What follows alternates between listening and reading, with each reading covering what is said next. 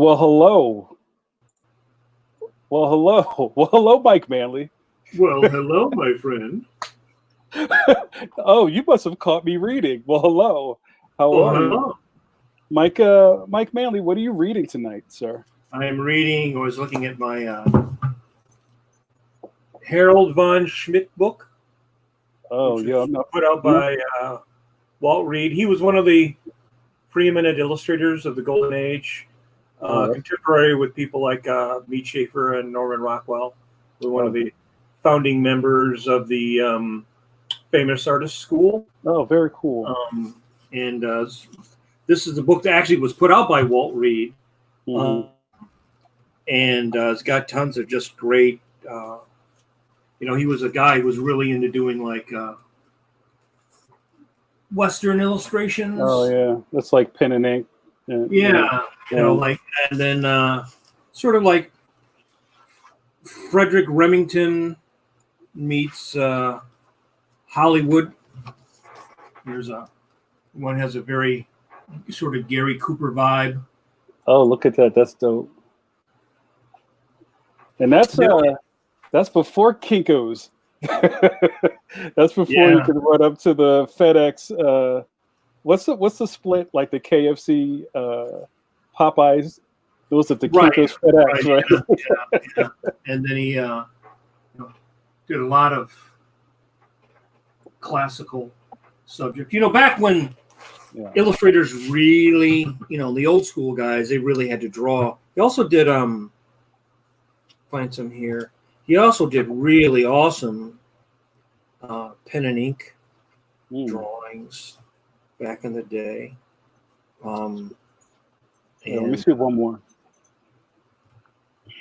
I would pull up one. Here's one. Here's a pretty cool one. Your screen's pretty hot, but yeah, I can see that. That looks good. That's one of an Indian hiding in the bush, the brush. Yeah, that's cool. I think it's also a big influence on people like Noel Sickles and Robert Fawcett and like Alex Toth, people like that. Really awesome. Cool. Here's another. They were very small, but they were like pulpy. Oh wow, I love it. I like the one with the ridge. That's dope. Yeah. So I was looking at that. One of the things, like when I was younger, when I was first starting to make money in comics, one of the ways I would learn to continue my education was to buy books. So whenever I came across a book on an artist like that, I would,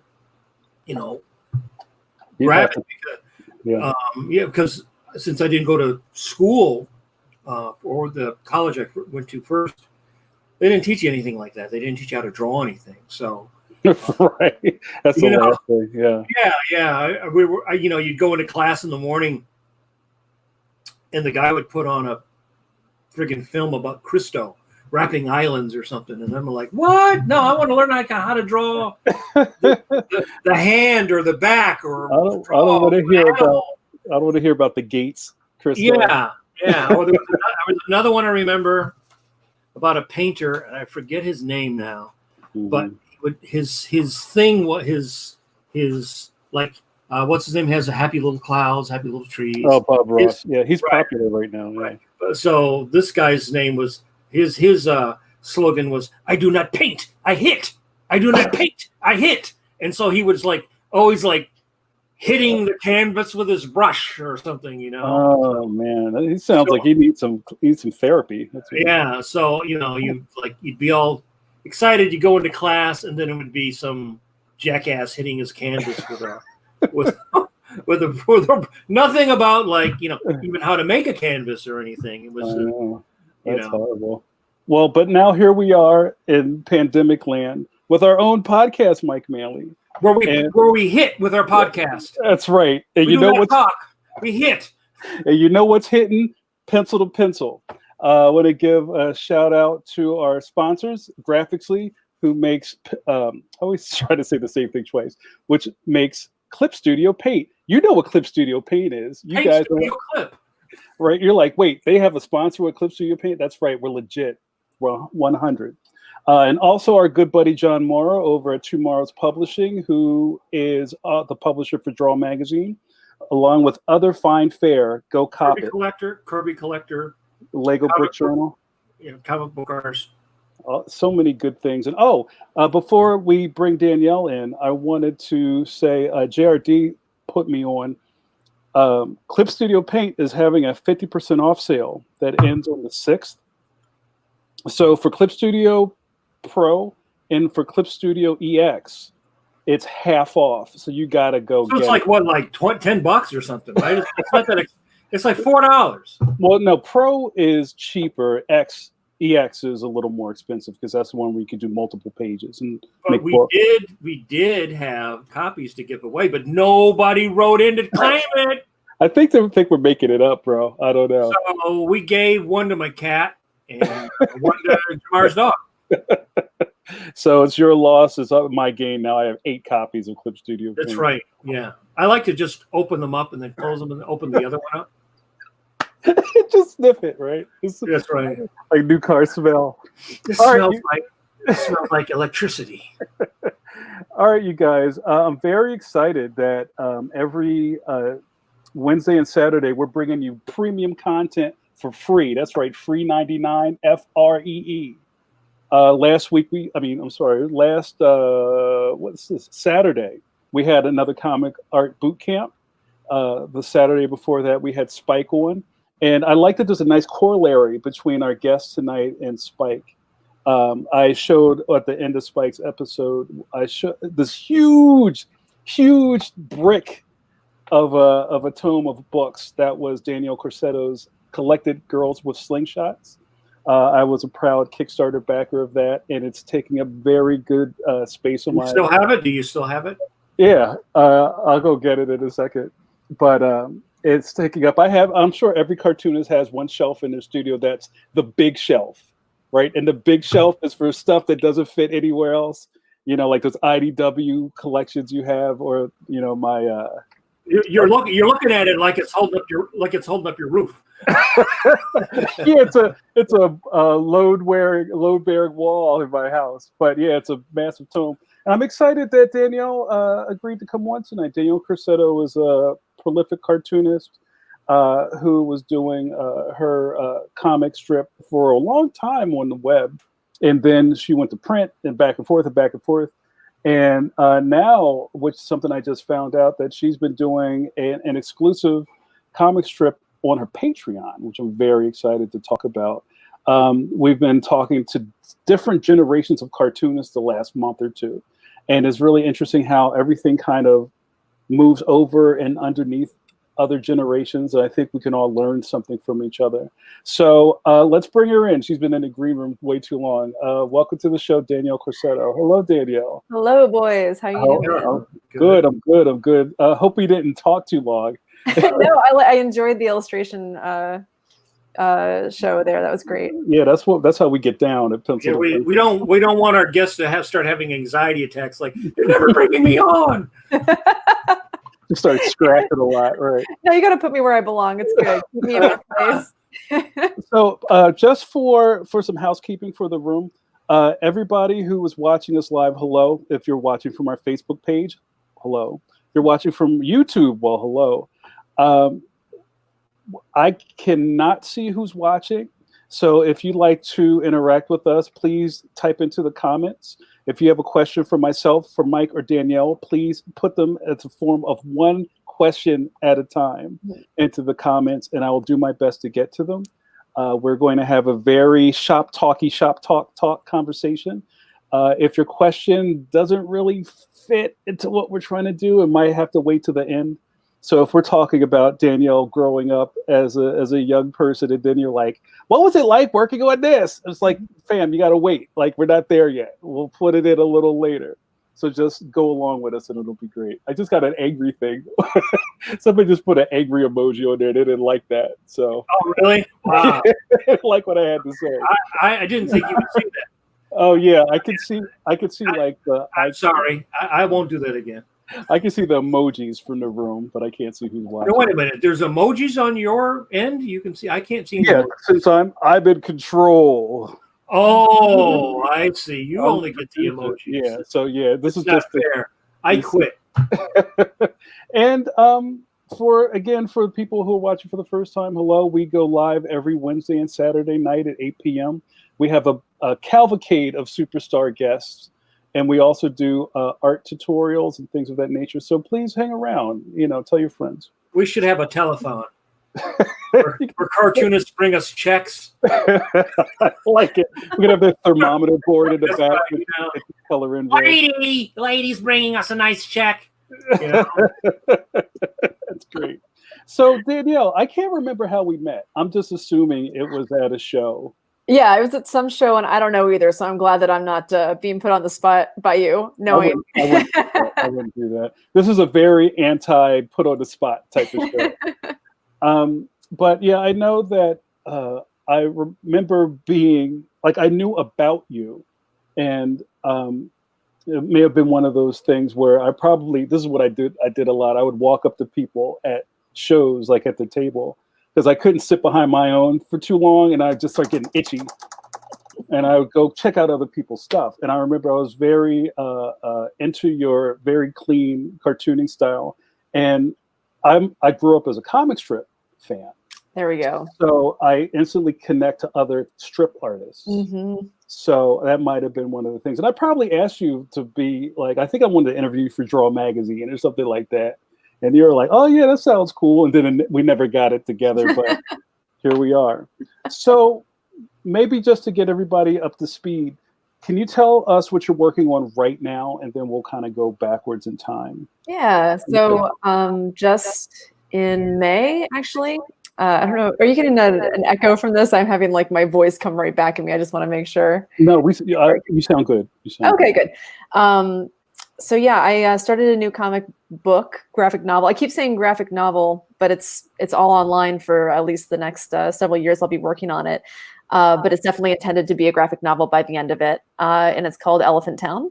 And I've been researching for it and preparing for it and writing for it for the past 2 years. So my Patreon has kind of been like this quiet cave where just the people who really like my work and know about it have been seeing like the progress of what I've been working on behind the scenes quietly. And I feel a little bit guilty that I decided to, I had already prepared to have it come out in May of this year. And I feel guilty that I'm like, what a great time to capitalize on everybody being stuck indoors and bored and needing some free entertainment. Right. But it did work out pretty well. So yeah, I kind of had been thinking for a long time about how I wanted to make this something that I could monetize enough that I could continue to do it. Originally, I was thinking I'll go ahead and try to do old-fashioned, go to a publisher and actually try to get an advance and everything. Yeah. But I don't know. I can't take the self-publisher out of myself. I just wanted to do it myself by the end of learning what it's like to be published from other friends. I don't know. I'm too stuck on self-publishing. So I figured maybe if I just tried to make it so that I would be creating a certain amount of pages every week and sharing them on Patreon, I was starting to feel guilty that I wasn't really doing like a main project for Patreon anymore, for my readers anymore. It's been 5 years since Girls with Slingshots ended. I thought I was just going to start something new immediately, and it's taken this long. So I was like, all right, well, I don't know, just try it out and see what happens. And if it doesn't work and I can't make a living at it, then I'll find a different way to do it. It's not no harm, And so far it's been good. Everybody's been on board with it, even though it's a very different story than Girls with Slingshots. So I still don't really have an elevator pitch. It's weird since this year is the year I would have been, working on promoting it at shows and figuring out how to talk about it. So all I can really say is it's a long, slow burn of a graphic novel, and it's takes place in my hometown of Shepherdstown, which is where I am now in West Virginia. And it stars 4 different characters that have a connection, but you don't really know what it is at the beginning, and they don't really know what it is either. So you just kind of go along and read about these 4 different characters and how different they are. And that's awesome. Did you do research on the town, and why did you decide to use your town? Is it in an interesting town? It's an interesting town. I've been here for almost 20 years now. I came here for college and just never left. I love it too much. And you know, it's so close to DC and SPX and everything. You know, I have ways to get out really easily, all these airports around here. But the town itself is argued to be the oldest town in West Virginia. And it's also argued to be very haunted. I've never seen anything here, but there is a coffin in my attic. I don't know. Now, is the coffin in your attic in case you see a ghost and you go inside? You die of fear. Right. You have a place to fall. Because you said your house is 200 years old. It's 250 almost, actually. It's right. So you go back to pre-Civil War then. Yeah. Yeah. Pre-Revolutionary War and some. I mean, this building was actually built in 1775. Wow. So it's a really old house, and all the other towns, actually, it may be older than that. I've talked to some other townspeople, and they've said their houses are also registered that year, and they think that it was just, that was the year everything was registered. So some of them may actually be older. But it's just it's a cool, weird town. It's kind of this lefty oasis in West Virginia, and it's, you know, it's a college town. West Virginia is not not generally. No. It's like the Austin of West Virginia. Okay, that makes sense. Okay. But moreover, the characters here, I say characters because they're just characters. They just have really, really interesting kind of a Never Land feel to this place. There are a lot of older people who you would never guess how old they are. They act much younger than they actually are. There's a really vivid night scene, kind of. I guess I'm saying that from the standpoint of somebody who grew up in the suburbs and has never lived in a city, but to me it's pretty vivid. And I don't know, the history here is interesting. I like it. Do you have like interesting shops and an old movie theater and stuff like that?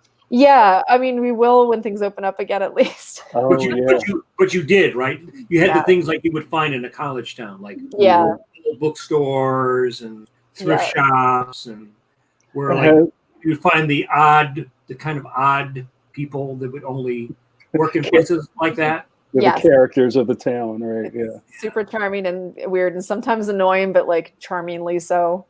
So did you get the information, or the interest, I should say, because of the interesting people led you to?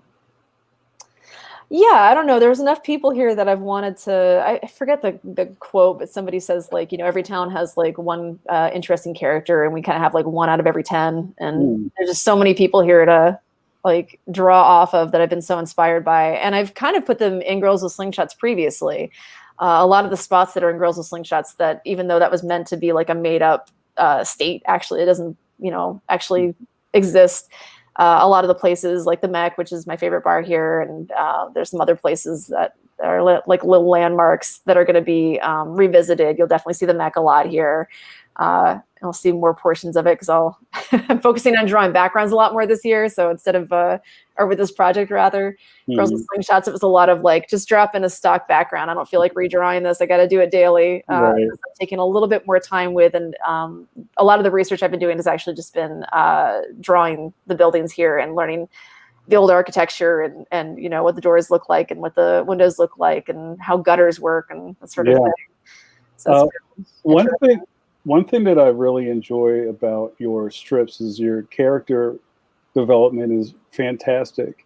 And I wonder, like a lot of cartoonists will say when they're asked, where do you get the voices from? And, you know, a lot of times there's like parts of your personality that are kind of, inserted into different characters and ways.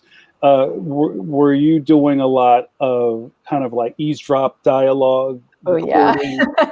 Has that changed for your new strip versus Girls with Slingshots? I think that I'm able to, or I don't even really know if I will be able to. I'm still writing this kind of on the fly in some places, but I think I'll be able to put a lot more little things that I've heard or little things that I've wanted to put in books in this, because it's about the town. With Girls with Slingshots, I felt like I really needed to keep the attention of people every single day when I was writing. And now the pressure is off with that. I'm kind of like hoping that people will enjoy scene by scene, but I'm also hoping they'll just trust me that it'll be a good story in the end, and doesn't need to be like something that's constantly developing certain characters. In this story, I feel like I can have a little bit more freedom to just have random people in the background do something. You know, I've written down so many things I've overheard just from having my windows open and hearing people walk by or whatever. You run over and write something. I really want to write. I've wanted to compile a small collection of something called the Church Street breakups. I live right up the street from from everything. It's not, there's like 2 blocks to this town. It's really small, but the bars are they're far enough away that I can't hear what's going on down there. But people, it's like the first row that people will see that seems quiet. So if they want to break up, they'll do it in front of my house quite often. And I've just heard so many drunk breakups that are so dramatic. That's where the haunting comes from. It's moaning and wailing people in the middle of the night breaking up. It's the tortured souls outside your house.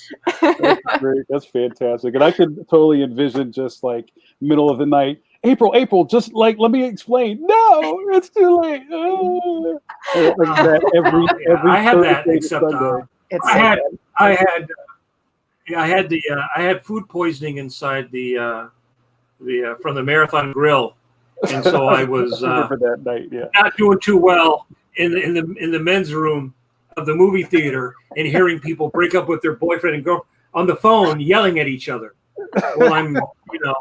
while I'm praying to the porcelain god, No. So it must be something about when you're losing the love of your life. You don't care what you're saying and what you're saying, and you just hold it all to threads. Yeah. Now, if people looked at your comic, would they go, "That looks like me"? You've been drawing me. I've been struggling with this. I haven't introduced any outside characters yet. They've just been like focusing on introducing the first 4 characters, the main 4 characters, and their significant others, or whoever is kind of important in their lives. But a lot of them work in places that actually exist in town, and I've kind of just like rebranded them and come up with different names that are, if you're in town, you know exactly which place it is. But so many of the characters that own the shops here, I want to stay here for the rest of my life if I can, and I really don't want to be ostracized by anybody here. So I'm very carefully like gender swapping and redrawing people. My friend Andrew owns the record store in town. I've asked him, he's like, oh yeah, just go ahead and draw me. And I was like, I'm not really sure what I'm going to do with your character yet. I don't know if it's a good idea. So he's got somebody who looks kind of like him, but my breasts are not that low, damn it. And they will be, because I am gender swapping a lot. There you go. So I have a lot of questions, and we could kind of like go back and forth, and I want to hit some of these Patreon things before we start rewinding your timeline here. But what is the setup for your strip? Are you doing them like every week, a couple of strips a week, like every month? And what's the end goal? Are you going to go to print? Or if you could talk about that. I spent a long time thinking about it, and I didn't even really look for outside validation or preferences, because I felt like I should probably just go ahead and go with my gut on all of this. And I decided the hardest part was thinking, well, I don't want to, with comic strips, I'm used to, you get a certain thing, you have kind of a certain goal by the end of it, right? You have a punchline that you're trying to reach, but you're also trying to develop both the story and the characters at the same time in each strip, if you can. This, because it's so freeform, and I've never really gotten to like draw and write a freeform, like long form comic like this, where you don't have to constantly be aiming for a punchline. So I wasn't sure what the goal would be for each time that I'd update. I decided to just go ahead and do like a batch of however many pages it would take to make it feel like a scene is finished. Okay. So it's kind of between 3 and 5 pages. I'm learning that I have a really hard time reaching 5 pages by the end of each week. So I'm mostly like 3 to 4 pages, sometimes just 2. I might be bringing some watercolor and gouache into the 4th characters chapters. So that might take a little longer. I'm not sure yet. But every Monday I'm updating to Patreon and just basically putting up like whatever felt like the right amount of pages to put up. And, luckily they've been so supportive. These are the core readers. They're They're awesome. They're super supportive. Yeah. I feel like they're just kind of like, yeah, whatever you feel is right, as long as you're doing it, you know, we want you to do it. Right. So by the end of it, I hadn't really done the math, but I didn't realize what I'm writing is essentially like a 600-page book by the end of it. It's going to be a pretty thick tome, but I'm hoping it'll be done by around 2026, 2025, depending on how long I decide to draw it out. But the pages are also, I really wanted to, I went through and reread all of my favorite graphic novels and just kind of like made notes of what I liked so much about each of them. And a lot of them allow for this kind of, you know, Scott McCloud calls it aspect to aspect moments, where it's just like nice setting, setting. Right. Things that establish the setting for you and give you like an idea of the feeling of what the scene is, instead of just rushing into like, we got to put 11 panels in here. So I'm kind of trying to keep it between one panel actually and, you know, 5 tops, unless something benefits for having a whole bunch of like, you know, repeated panels or something like that. I'm trying to really just like make each page appropriate to what the story requires. And this is also part of the reason I didn't go for a publisher. I didn't want somebody reining me in or telling me, you know, a page count I should be aiming for. I'd rather just write the story the way that I feel like it should be written. Right. Yeah. Just the idea that you don't have that kind of editorial interference probably is freeing you up in a lot of ways to just kind of tell your story, so to speak. So with that, are you finding yourself being challenged by the amount of drawing you have to do and what you have ahead of you? Yeah, especially because I've only fully written 4 chapters. I have 6 pretty much done. 5 and 6 are just about done, but it's already so hard for me to keep up with 3 to 5 pages. Well, it's 3 to 4 pages, right? Every week. And now I'm realizing like, oh, I haven't even written the rest. I mean, it is different for me. This is super different than Girls with Slingshots, where I would literally just be like starting to write at 8 p.m. the night before it was due and finishing by 2 in the morning or whatever. And that was very fun while it lasted. Sure. But this, luckily, you know, I know the ending inside and out. I keep on like fine tuning it in my head, but I'm like 6 years from now, this thing's going to be like exactly the way I want it. All the rest of it has just kind of been skeletoned out, and I've used a multitude of different methods to, you know, I'm also like kind of learning what I want to do for whatever next book. I'm an idiot. I keep thinking like the next project after this, I'm not even done with this yet, but I can't help being like, oh, cool. If I, you know, start another book, here's how I'll go about it next time. Yeah. But I've been kind of laying out things, you know, I've never had this like knowing exactly where it's going to end and knowing all the things that are going to go in the middle and just like moving them around and having the freedom to place things. It's kind of like one of those puzzles. I don't know what to call it. A slide puzzle. I think I just answered my question. Yeah. It's a thing where you have to kind of like move like that. Yeah. Where I'm sure, and you don't want to do that. That's like Hellraiser. That's going to be scary. The Town of Ghosts. Do you have parts of your fan base that give a lot of feedback or want to kind of give you not like advice or story notes, but want to be kind of like a part of the process? Like, oh, you know, it'd be cool if, you know, this character did that, or it'd be great if they visited the old drive-through theater. You know, I haven't come across that yet because it's still so fresh and new, but I had so much experience with that with Girls with Slingshots, and people were more invested in those characters. I think this is going to be much more, while it's still very character driven because I can't help myself. It's going to be so much more plot driven. I'll be like, it's already been written, y'all. For once, I actually know where I'm going. However, you do bring up a point that I didn't bring up, which is that with the Patreon setup. So right now I'm just, because of this year, because 2020, I'm just letting people read the first 4 chapters for free. Yeah. And actually, I'm going to ask my patrons if they wouldn't mind me going ahead and continuing that. I think I will. And basically, they'll be getting it a week before I put it out publicly. But one of the tiers, so it's kind of just like a $2 a month buy-in if you want to just, I don't know, be part of it. But it's one of the other tiers. It's just $1 more for $3 a month. And I haven't done one for a while, but just randomly, I'll occasionally be like, hey, story poll. We don't know what's going on, but like I won't give them any context, but I'll say something drops from a high ceiling or from a high shelf. Is it, you know, A, somebody's phone, B, a vase, or C, the TV or something like that? and I'll let them choose what falls or choose what happens, but they won't know what that goes towards. So far, it's been kind of boring stuff, like what are they making for dinner, that sort of thing. But it'll get a lot more interesting as we go. So I'm excited about that. And I see you're trying to keep your Patreon levels affordable. Yeah, definitely. Right. I mean, did you research that? Did you think about that? About like how, like what is the value? That's $3 a month or $2 a month. You figure it's like that's a candy bar or. Yeah, right. I did some research on it. I went to a PatreonCon, a convention for Patreon a couple of years ago, and they did give me some input. They did say, go ahead and make your lowest level $2, especially like it's really not that much. People who are spending $1 will definitely jump up to $2 if they need to. And I still felt like morally against that. I still have this like anti-capitalist. I really want to give things out for free to people who want them, because I think, especially at this point where,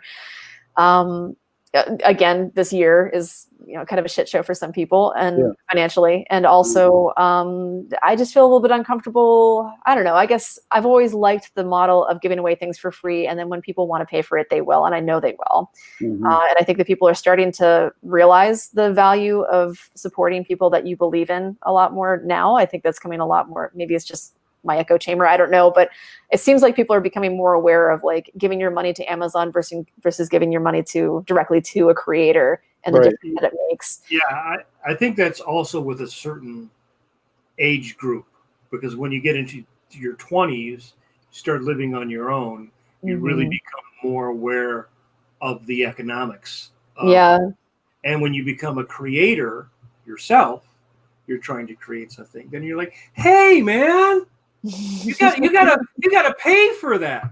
Because I know younger people feel like they're not going to even notice that. They're millionaires already. Right? Trying to get everything for free. Everything free, all their entertainment for free, and they spend a lot of time. So that's one of the things I would bring up with the class. Is like every time you steal something, 5 years, you're going to be in a place where maybe you're doing your webcomic, and it's like, yo, man, I saw my whole webcomic up on Fruity Loops Bay. What? And like at what? Because we're like the first generation of cartoonists within, say, a 10, 15-year age rate that actually has this format of where you're giving, because the beginning of the internet, everybody gave stuff for free. And then when they said you had to pay, everybody was like offended. Right. Because you remember that, right? When you first started, everything was free. Yeah. And the only thing that people really paid for was pornography. And no problem paying for pornography, right? Yeah, sure. But then it crashed in like 2000, 2001, because everybody said, I can't keep making cartoons or comics, spending hundreds of thousands of dollars, because the banner ads are not paying for my content. Yeah. So do you have to budget yourself as an artist to go, I need to make, beside the fact you want to give things for free because you just like to give your work out, but you have to be able to sustain yourself. Yeah. You have your high-speed internet and everything else to put your stuff out. And I feel like if you're, especially like there's a positive way to go about pretty much anything. Understandably, like some people get mad about things, but if you kind of say like, hey guys, I'm really sorry, but I'm not making the money that I thought I was going to. If you guys really believe in this and you want to continue it, I would love to keep doing it. If you can help like spread the word, or if you can up your pledge a little bit or something like that, or it's also on the creator to come up with a way to make it profitable. So I feel like I mean, we're kind of taught to do this. We're taught to see our job as something that's meant to be this heartless thing where you just need to buck up and ask for money and, insist that you make a certain amount, whatever. And it really can just be a give and take. Like, you can just tell people like, I obviously, just like you, I need money to afford these things that allow me to do this thing. If you would like for it to continue, let's like work together and make it happen. You can really make a kind of community effort in a way, and actually, so tied in with that, I forgot to mention that I'm also, I feel like it's a little bit complicated the way that I'm doing this, but it also does make sense. Hopefully that it makes sense to people. I'm working on a dedicated website that will just have chapter by chapter elephant sound. So when I finish a chapter, basically a week after I put it complete it on Patreon, it'll go to this website, and that will be free because Mm. I still can't help myself from wanting to have a free option. So I feel like the benefit, even though I'm not one of these patrons, I just like to give money to people who I want to continue seeing work from. Mhm. I know there are a lot of patrons who really enjoy seeing things early. And I feel like that is of value to them. So I feel like that will continue to be something that they'll see as a value, hopefully. And they'll know that they're seeing it beforehand. They get to have a little bit of a say in what happens, even if they don't know what's going to happen from the poll that they, check off. So it's kind of all over the place, but I think it's just contained enough that there are enough options, free, $2, $3, $5, or wait and buy the book in the future. And either way, one of those methods is going to help me continue to make it. Well, now, one thing that I think, and Mike touched on this, has changed over the last 20 years of the internet, which it sounds crazy that it's been around for a little bit longer than that, close to 30 maybe, is the idea of kind of like angel investments. We talked a little bit about this with Spike, where I think your generation of cartoonists who, I don't want to say grew up, I'm not a disrespect you, but you created your career on the internet, right? So I think in a way that you guys, and I'll say you guys because I did webcomics. I did webcomics for a while, but I didn't sustain it to the point where I was like trying to figure out how to monetize it. I got out of the game at that point. Sure. But you guys were kind of like futurists where you're like, listen, there's a little tip cup on the side of my site where you can give me money. And even right there, it was kind of like, oh, wow, they're asking for money. You can do that? Yeah, sure. Right? Is that a thing you can do? Because, and there were, I guess, camps to it. There were a camp that's like, this is free. I'll just steal it. Why would I give you money? And then other people who were, legit trying to support. They're like, wow, I'm glad you thought of that. Because I was figuring out a way to like give you something, but I guess I didn't see you at the show. And I would have gave you a $20 bill. But, and like those are the people we love, right? But now we fast forward into where we are on the internet. And that's just a part of course. Yeah. Right. You pay for things you really love. Yeah. I think the perception of value between 99, 2000, and now of content is also different. Yeah. The fans' idea of content, because I really remember certain artists would share a lot, and they were like, yeah, if I post something, like I was posting some storyboards the other day, they would say, oh, give me more. Give me more. Do you have more? Give me more. Give me more copies of your storyboards. Right? People say that maybe sometimes because they really like it, obviously, but they don't think like, well, then you've got to take time out of your day, go take that thing, do it, shoot it, scan it, turn it around. There's some process of you doing to give them free.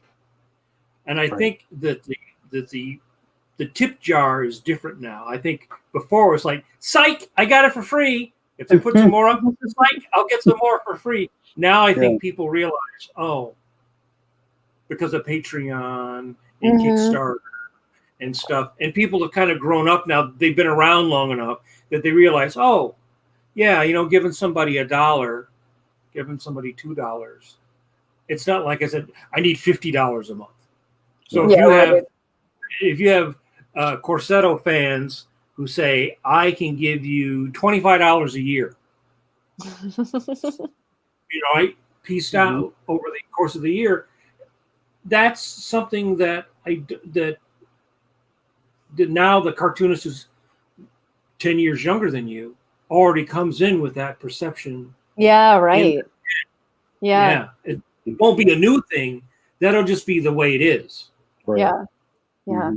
Which is great. Yeah. I look forward to that future where they're in charge. Danielle, I have a question for you from the room. So our good buddy J. Robert Deans, JRD, asks, and we've been talking about, damn it, I put the wrong one up, but we can talk about this. He had a couple of questions and I put the wrong one on the screen. I have always gotten a vibe from your work that reminds me of Erica Moen or Lucy Bellwood. Who are your influences as you were coming up in the early aughts?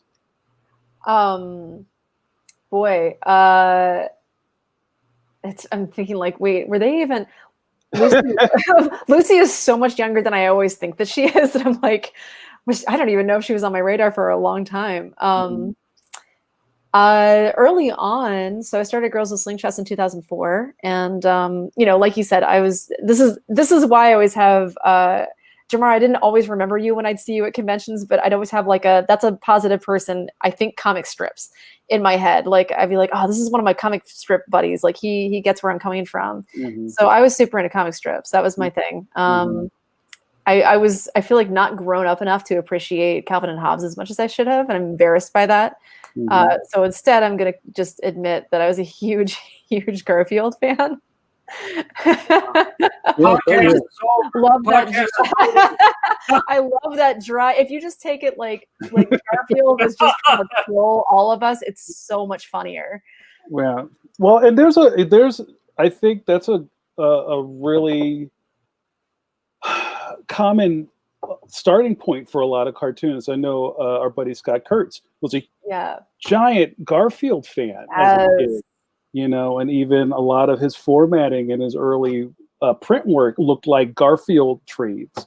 I was going to say Scott Kurtz was a huge influence to me, especially when he when he started PvP and was doing it more regularly, and I was like, oh, I can maybe try to do this actually. Yeah, he was a big early influence. I'm trying to think of who else was, I guess Wopsy Square. And I mean, as far as like influences of like, oh, I could do this. I could maybe do this online. I knew how to make a website from scratch. It was not good, but it did, do what it needed to do.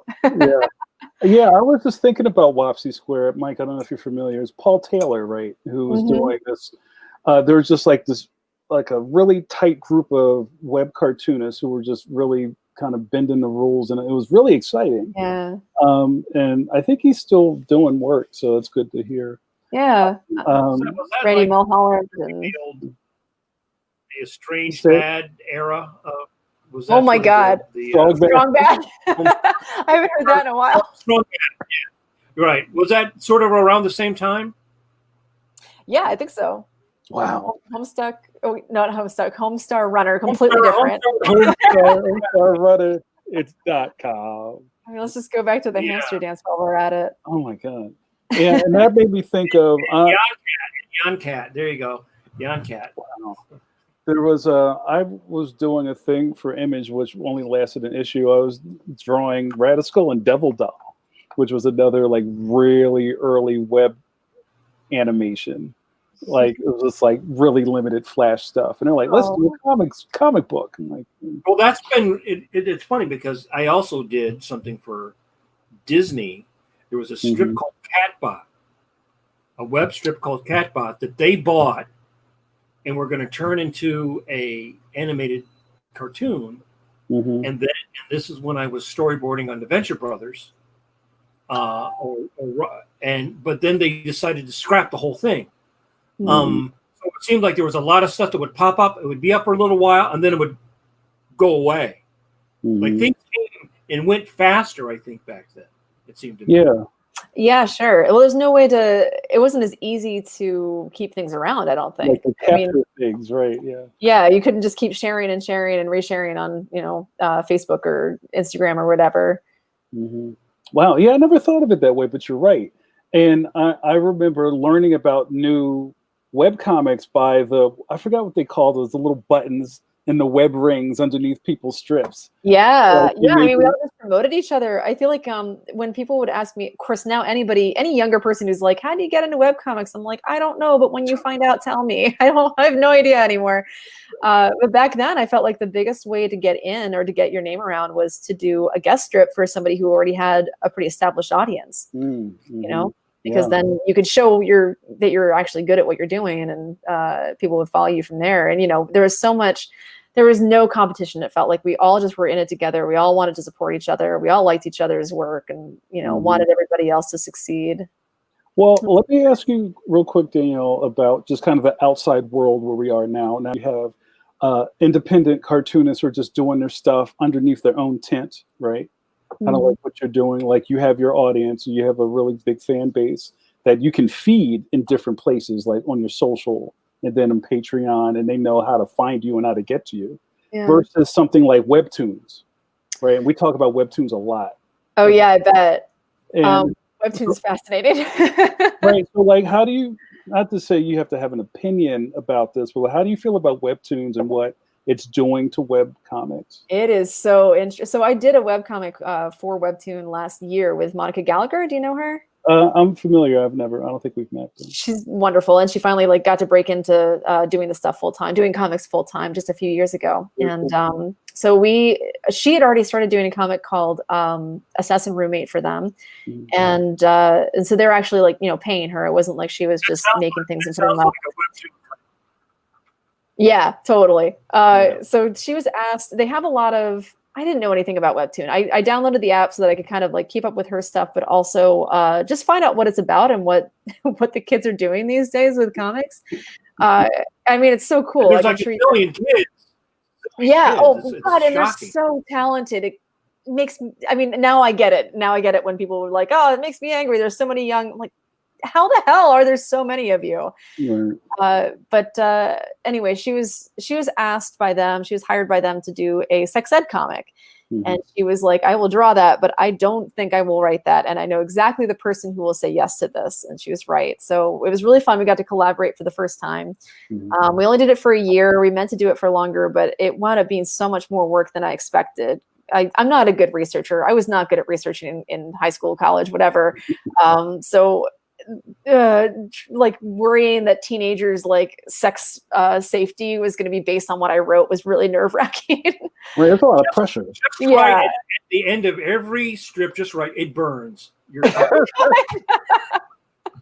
if I was just meant to like scare them away, I could have done that easily. But somebody turns into a giant fungus monster or something, We drew a lot of that sort of thing. Yeah, that's true. So this was my, dipping my toe into the webtoons world and webtoon, I guess, singular. That was, again, I don't know what you guys have talked about here on Webtoon, but it's like there was a whole generation that was gapped between, PvP and questionable content and, all of us in the beginning and Webtoon. Like there was kind of this like fizzle in between. And then Webtoon, I didn't realize how big it was. I mean, we would put up a strip every week, or I think twice a week, and it would just immediately overnight have 600 comments on it and tens of thousands of likes or whatever. And they're all, again, like, I don't know if you guys have keyed into this, but they're all trying to get top comment. Like there are 3 comments underneath that are highlighted, and they're all just saying whatever they think is smart enough that will be picked for, liked enough that it'll be there. And it's like a competition. And it's a brilliant way to get interaction from the readers. But it was just so foreign to me. And I realized over time too, I would occasionally like comment underneath. I'd keep track of it, mostly because I wanted to know how people were, this is more important than just making a fiction story. I really wanted to make sure that I wasn't giving misinformation to people about sex ed. And so I'd like, keep tabs on what people were saying, and they're all younger readers. And I started realizing that if I mentioned that I did other comics or that Monica did other comics, they'd be like, oh, I love your other webtoon. They call them webtoons. Webcomics are now webtoons. That is the word for them. Wow. It's like Kleenex is for all stuff you blow your nose with. Or Xerox. It's so weird. Yeah. And I think that I started a webtoon, which I never finished. Mimi just did a webtoon that she just finished. In that year between when I first started, that's when they were trying to get a lot of American guys to come in and gals come in and do content for webtoons. It exploded even more because their idea, which is brilliant, is I give you a message board basically, and you can put your stuff up there. And if it's really successful, we'll give you a deal. If not, you still have a message board to build your own fan base to get your stuff up there. But the idea that there's literally hundreds, like Mimi was just entered that contest. There were thousands of people entering the last contest where you had heart, brain, love, the different kind of subject matters, right? And you realize that there are hundreds of young cartoonists all over the world trying to put their stuff or putting their stuff up on webtoons, which is completely different. When we talked about this before on the show, when I started to go to conventions in my teens, you never saw a girl anywhere at all. You never saw a female artist in line in front of you. It was all dudes. Mm-hmm. And I would say with webtoons, it's almost all women. There's way more women as cartoonists, which means that you're getting a lot of different kinds of stories. It's not just shit blowing up. Right? So there's a lot of relationship. There's a lot of, and so I realized that if I was going to do webtoon now, I would do a very different webtoon. Oh yeah. Based upon, because I was thinking the old model of webtoon, which was you just do your thing online, but they're not interested in reading in any kind of superhero kind of stuff. If it's in there, it's like a subtext to the stories of relationships and things like that. So I don't know if you are getting that, you feel that as a creator now. There's a whole, I mean, there's like a sea of people who are an audience, not a fringe audience, but I mean it's a lot of people that are webtoons every day. Yeah. Mm-hmm. Yeah, it's kind of crazy. Do you, and not that any of us are like experts on webtoons, you know, we're just kind of like looking at the trends, right? And thinking about the craft of cartooning. And it's very exciting to think that there's thousands and thousands of young people who want to do storytelling through this vessel. But at the same time, I don't know, it's almost like I want to think a lot of us want to know, where are these people to look at your shit? You know what I mean? Like, have you ever felt like, I need to jump on this format or be over here because that's where the eyeballs are right now, or just kind of stay in the pocket with your family? Are you on TikTok? Are you on? I've never talked to Tick, never. I mean, it's a good question, right? Because I know we all spun our wheels like chasing the next thing. Remember Comic Space after MySpace, and you know, everybody had a live journal and everybody had a Tumblr, and you know, we're always chasing this next format, trying to find a readership. So how has something like, I was about to say TikTok, Mike, thanks for putting that in my head. How has something like webtoons kind of affected your thinking about what you're doing on your side? Honestly, I feel like the genres there that are mostly being put out are pretty different from what I do. I don't know. It does seem a lot younger over there. Like they're aiming for a younger audience. So I thought about it. I was like, oh, I know that I could probably, you know, make something to be more popular, but and I've definitely dabbled. My patrons see this stuff. Also, occasionally do autobio comics, and I feel like that is pretty big over there. Also, Sarah Scribbles and My Giant Nerd Boyfriend is like my favorite one. I love that one. Her art's so crazy. So I think that autobio stuff does pretty well there, and I think I could probably do something that would be, you know, pretty popular if I did an autobio thing about me and my cat or whatever. But I'd rather just kind of do it for my quiet audience in Patreon for now. And giant cat boyfriend. Right. I just got him weighed today at the vet. He's 15.5 pounds. I've never had such a big cat. And I'm very small. So there's scratches on me from where I tried to get him in the air. I have one that's like normal size. The Cornwell's like 10. His brother is about 20. So. Oh my God. Big cat. When he gets on you, it's like pressure point acupuncture. You know? Nice.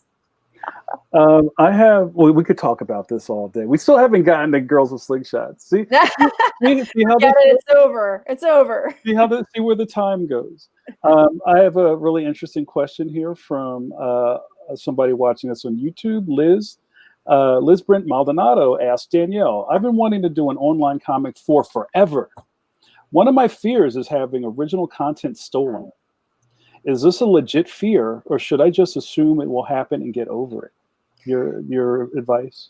It depends on what you're writing. If it's something that's extremely memeable or something that people could swipe a high-res version of and stick on a t-shirt, yeah, it's a concern, but I feel like it depends on what you're writing. Like if your story is something where like the concept could be stolen really easily and it didn't matter what the characters were doing or how they were written, then I guess I could see it. I've always only written character-driven stuff, so in my head, I'm like, nobody's gonna be able to write the same way that I do. I'm not really concerned about it.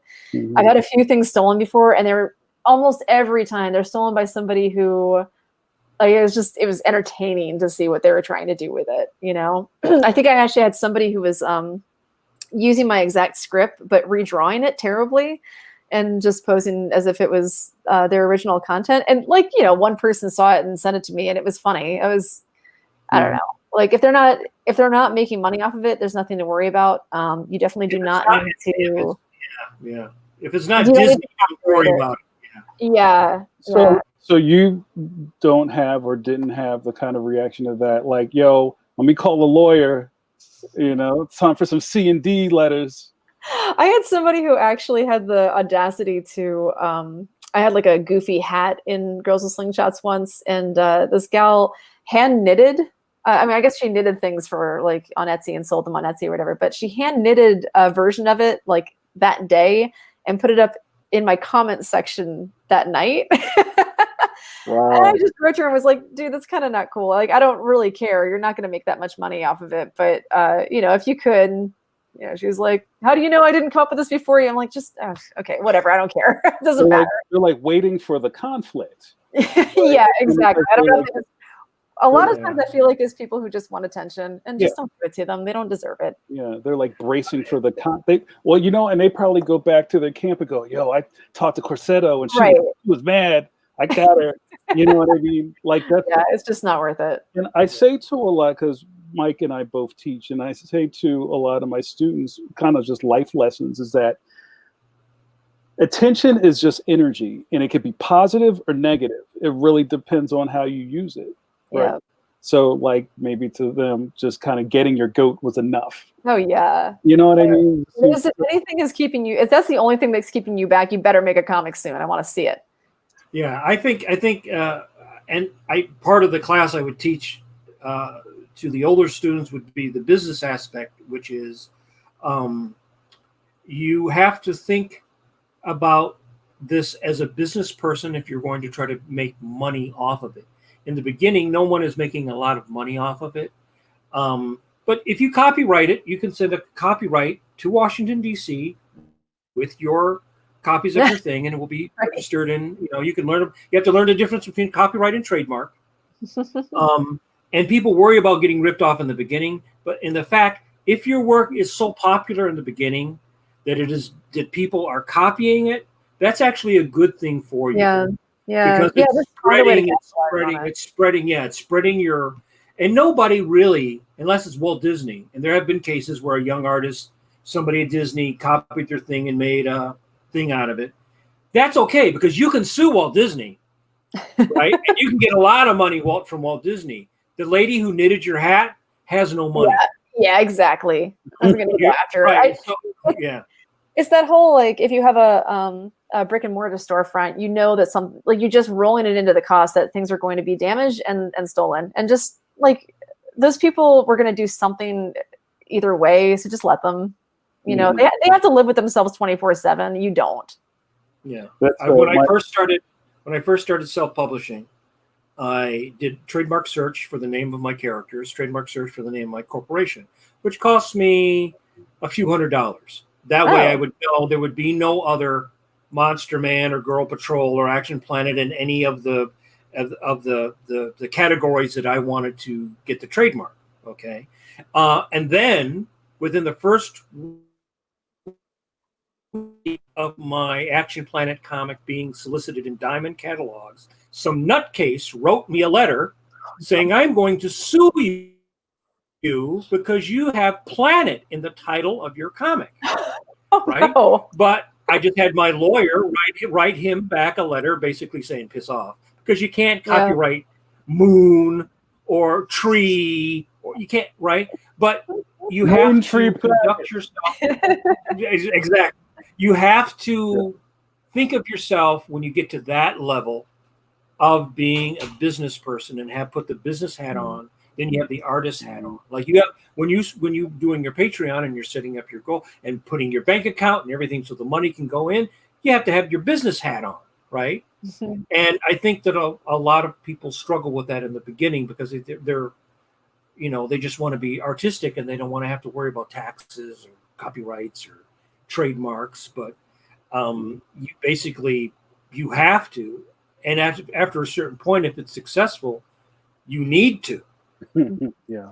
I think on the flip side too, it's great that you already I was waiting for you to say some specific titles because I don't know what you've done, but I'm like, oh yeah, those are actually legit titles you gotta look up and make sure of. I definitely looked up Elephant Town and made sure that there wasn't an actual the URL is elephant.town, and I was like, what if there's a town called Elephant? I don't want to take their visitor center.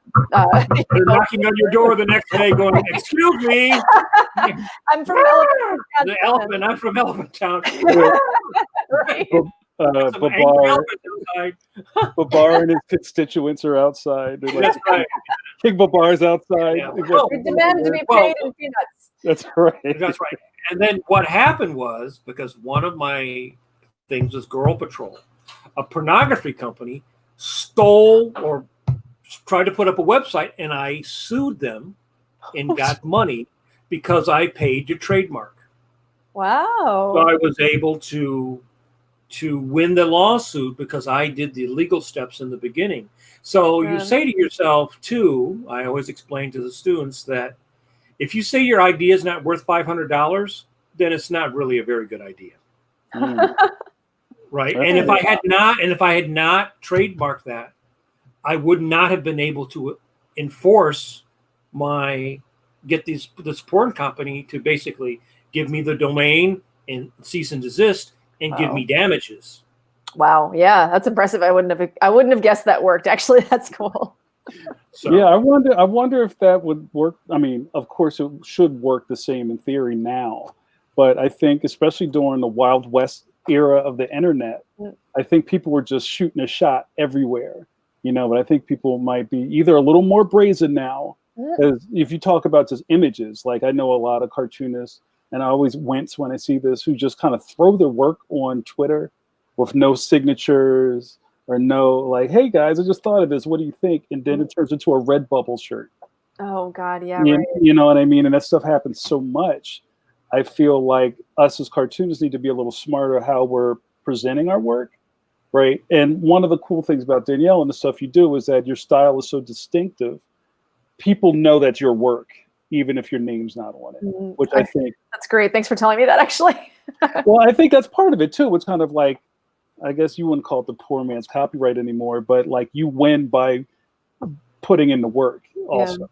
Well, supposedly because of the new copyright law, if you put it on, it's already copyright written. Yeah. So you see that thing going around every once in a while. It says on Facebook, "I deny Facebook the right to take my."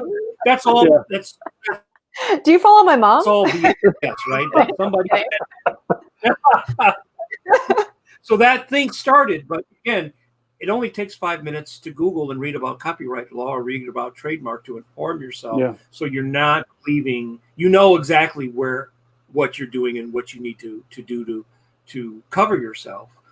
My friend Alberto, back in the early part of the internet before it blew up, his theory was you put up stuff, put up images, people collect those images. Everybody has a folder, and we all put images of artists we like in our folder. Then you take them down. Then you put up new images, and then people collect those, and then you build up. Like you're doing in the beginning, you're giving a certain amount of your content away for free to get the eyeballs. Right. And then you just need a percentage of those people to say, I'm willing to support you to continue. It won't even be 50%. It might only be 10%, but maybe that's enough for you to be able to, so that was his thing, is that in the beginning of that, it was you have folders, I have folders. Everybody has folders full of art that you download probably every day. You see on Instagram, I click, I'm saying that's cool. I like that, Right click, save as. People, right? Yeah, So, do you have young cartoonists writing you for advice? Not very often. I think I am not on their radar, except from Boo. The name of the comic that we did was Boo It's Sex, which was a joke title that I threw in for suggestion, but they picked that one, which is great.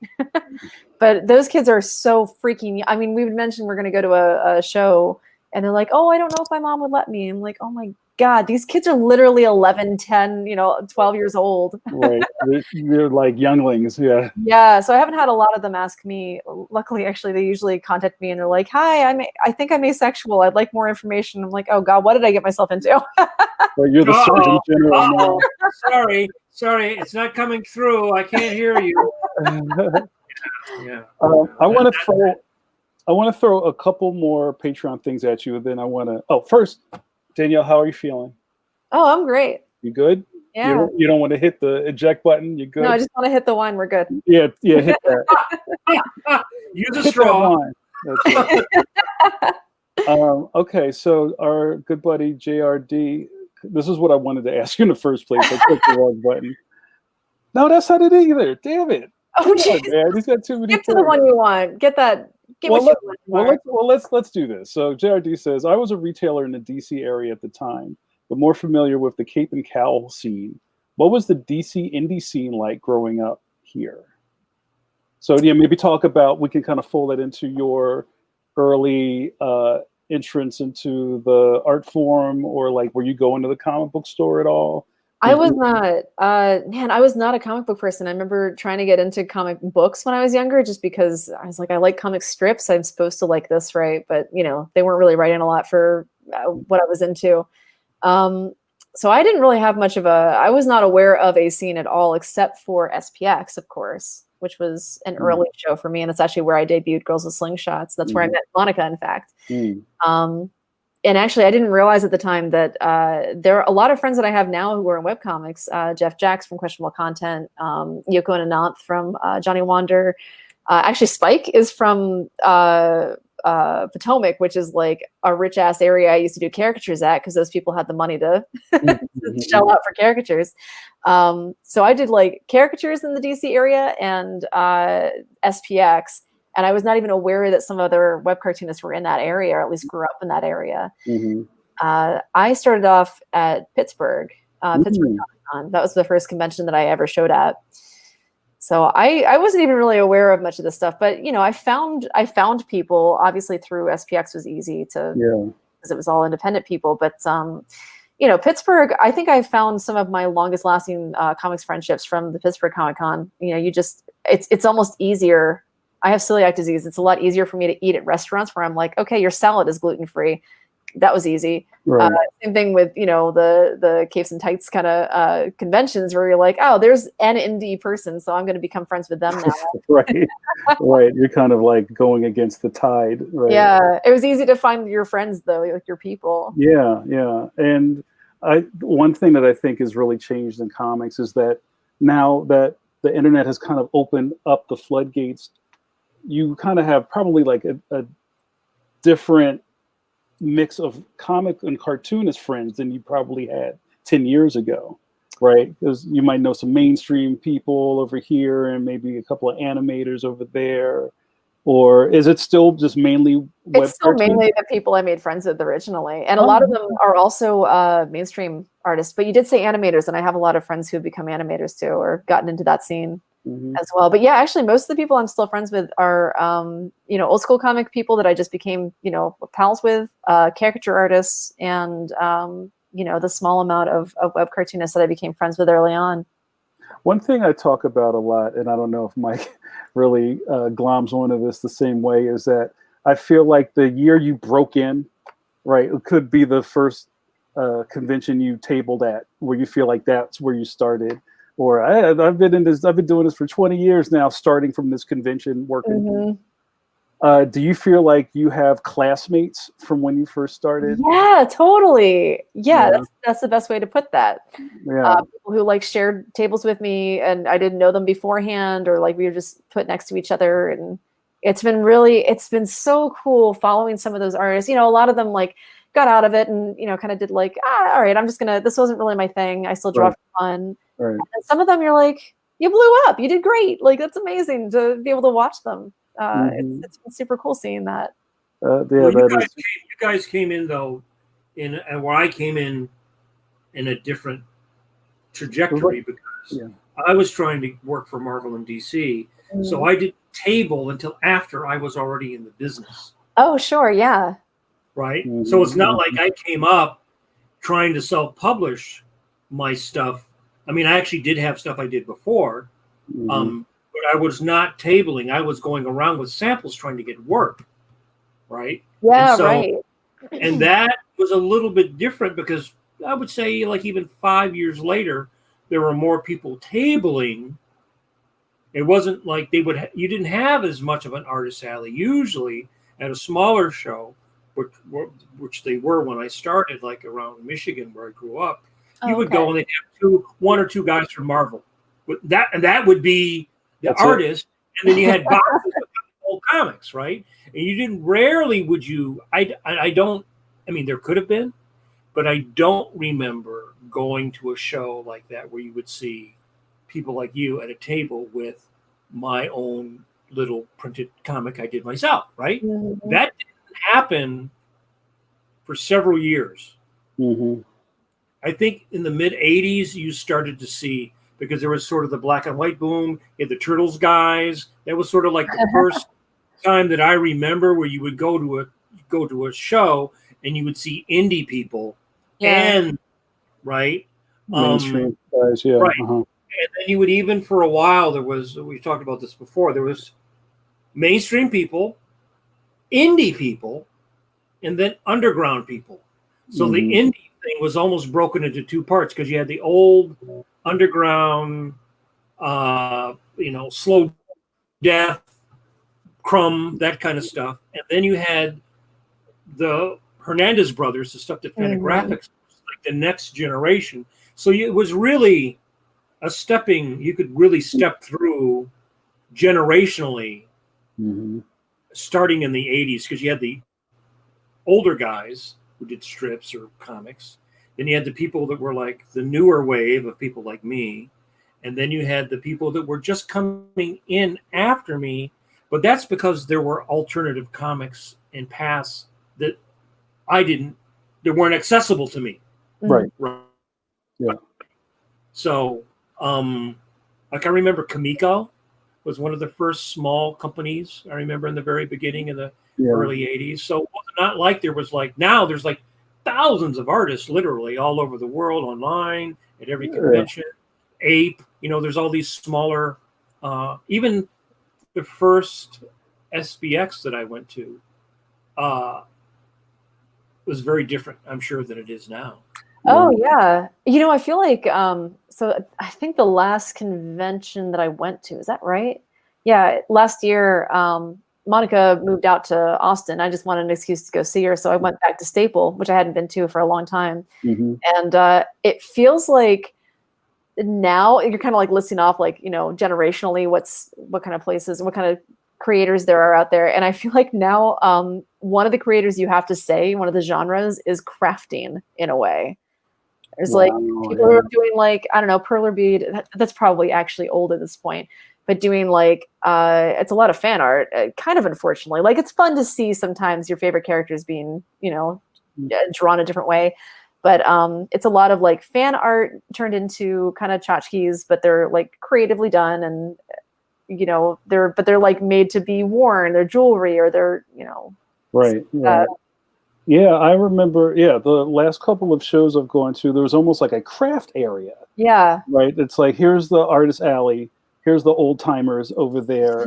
There's the Power Ranger guy signing autographs over there. And then there's this row of people selling handbags and Doctor Who hats. Yeah, right. And like jewelry and things like that. And I mean, I feel like it's like Etsy meets artist alley. Etsy alley. The Etsy section, exactly. And I kind of think, I mean, there's nothing wrong with that. It's just like you're right, Danielle. There's another thing, and also print guys and the T-shirt guy. Oh yeah. Like the kitschy T-shirt guy is always at it.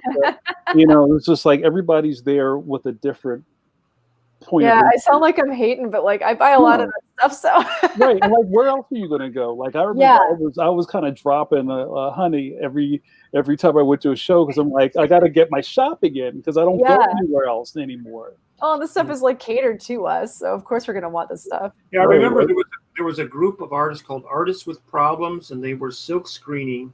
They still have them. I would take them in and show them to the students, because they're little individual, like limited print run silk screen comics, and one had like a monster on the cover that they glued felt on and put like googly eyes. Like when I started, you would never see anything like that. That was not in any convention that I ever went to. But 20 years on now, things have really changed. And I think now, because of web comics or because of internet comics, you're going to have almost like a virtual convention, because you're going to have people that are not going to maybe ever go to a flesh and blood convention at this point. Yeah, at this point, but we'll have developed networks and friendships and everything that you're talking about, but it will be virtual. Yeah. Because this is what's driving comics now. This is what's driving the format of comics, is the cell phone, because all the students I have are constantly looking at their cell phone, right? They're not even bringing in comics in print at all. I bring in comics in print to show them. Right. Oh, sure. Right. They're all looking at comics and comic strips or whatever they're reading is basically comes over the phone, and they try to find something. All three of us teach, don't we? Jamar, you also teach, yeah? Mm-hmm. That's cool. Okay. Do you want to talk about your teaching, or what do you teach? Or go ahead. I'm sorry. Only rarely. I don't get to very often, but I occasionally teach. There's like a Girl Scout getaway thing that I do every year that I'll do, that. But I've also taught at the college here illustration. I feel like I was woefully not prepared to do that, honestly. I don't know how you get illustration jobs. I have no idea. But there's a school, I'm sure it's probably on your radar, the school in Denmark. It's an animation school, but they have a section of it that every 2 years they choose 20 students who applied to do a graphic storytelling major, and it's actually a 4-year program, and these students are unbelievably talented. So I've been fortunate enough to go teach, and Lucy Bellwood has too, actually, since she was mentioned earlier. I think I've taught there 3 times now. And luckily got in there in January this year before everything shut down. Oh, wow. And they're just amazing. Have you done a lot of Zoom things since the shutdown? Like, have you done any Zoom conventions or any? No, I don't want to at all. I've done Zoom yoga in my house, and that's it.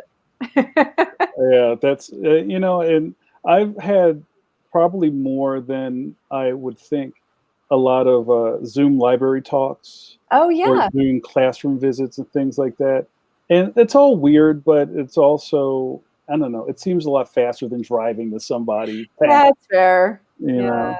And I don't know if the students kind of hard too, because I think there's that.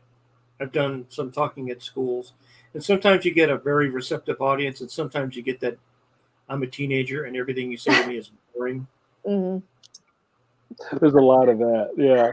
Have you guys, since you're asking about this, have either of you participated in any of the online conventions that they've been trying to kind of put together? You know what? I did. I was asked to do kind of like a sci-fi con thing. What is that thing for The Simpsons? Bi-Mon Sci-Fi Con, the bi-monthly sci-fi convention. Right. And like I did a panel, and it was like a Zoom call, and then it was over. Okay. So I don't exactly know. I hope I'm not going on a tangent, but I don't exactly know how the fans can really wrap their arms around online convention, right? And I've seen a bunch of them already, and I think that they'll have to work in some capacity. I just don't know how the fans are going to interpret that. Like, here's our schedule for the next 3 days. At 2 to 4, there's a Zoom call. At 4 to 5, there's a Zoom call. At 5 to 6, there's a breakout room. Then there's another Zoom call. Yeah, right. So I guess, I don't know. I think it's really cool that the things that used to keep people from going to shows is going now in that distance. There's no distance markers anymore. But just not being there in person, I think, is a new disconnect. Yeah. I did one for Comic-Con. My publisher did a Jamar's panel, and we went on and we recorded it earlier which they ran on there, but I don't know how well any of that stuff did, because how's it received, right? I don't know. I mean, it's also different, I think, if you're doing something about a small press or you're talking about craft, because we're not talking about, well, next year we're bringing back this character from Spider-Man. There are people that go, that's what they're into. They're into the characters and what's going to happen to the books that they're reading, things like that. And we're, it's a different, it's like this podcast. It's different. We're not talking about Spider-Man. We may talk to a person who did Spider-Man, right? Their job, but we're not talking about that kind of thing. And so, when you're talking about craft, which is what interests me, and talking to you about your craft, which is what interests me, that's not going to interest 7 out of 10 comic book fans, because they just want to know, if Uncle Ben is still going to stay dead, or is he going to be the Green Goblin, right? Right. Or when's the next book coming out? When's the next trade coming out? That's what they want to know. Yeah. So that's been kind of one of the interesting things about doing this podcast, Danielle, is that we get a lot of basically enthusiasts, other creators. We also have a lot of just, heavy hitters that show up and watch the show.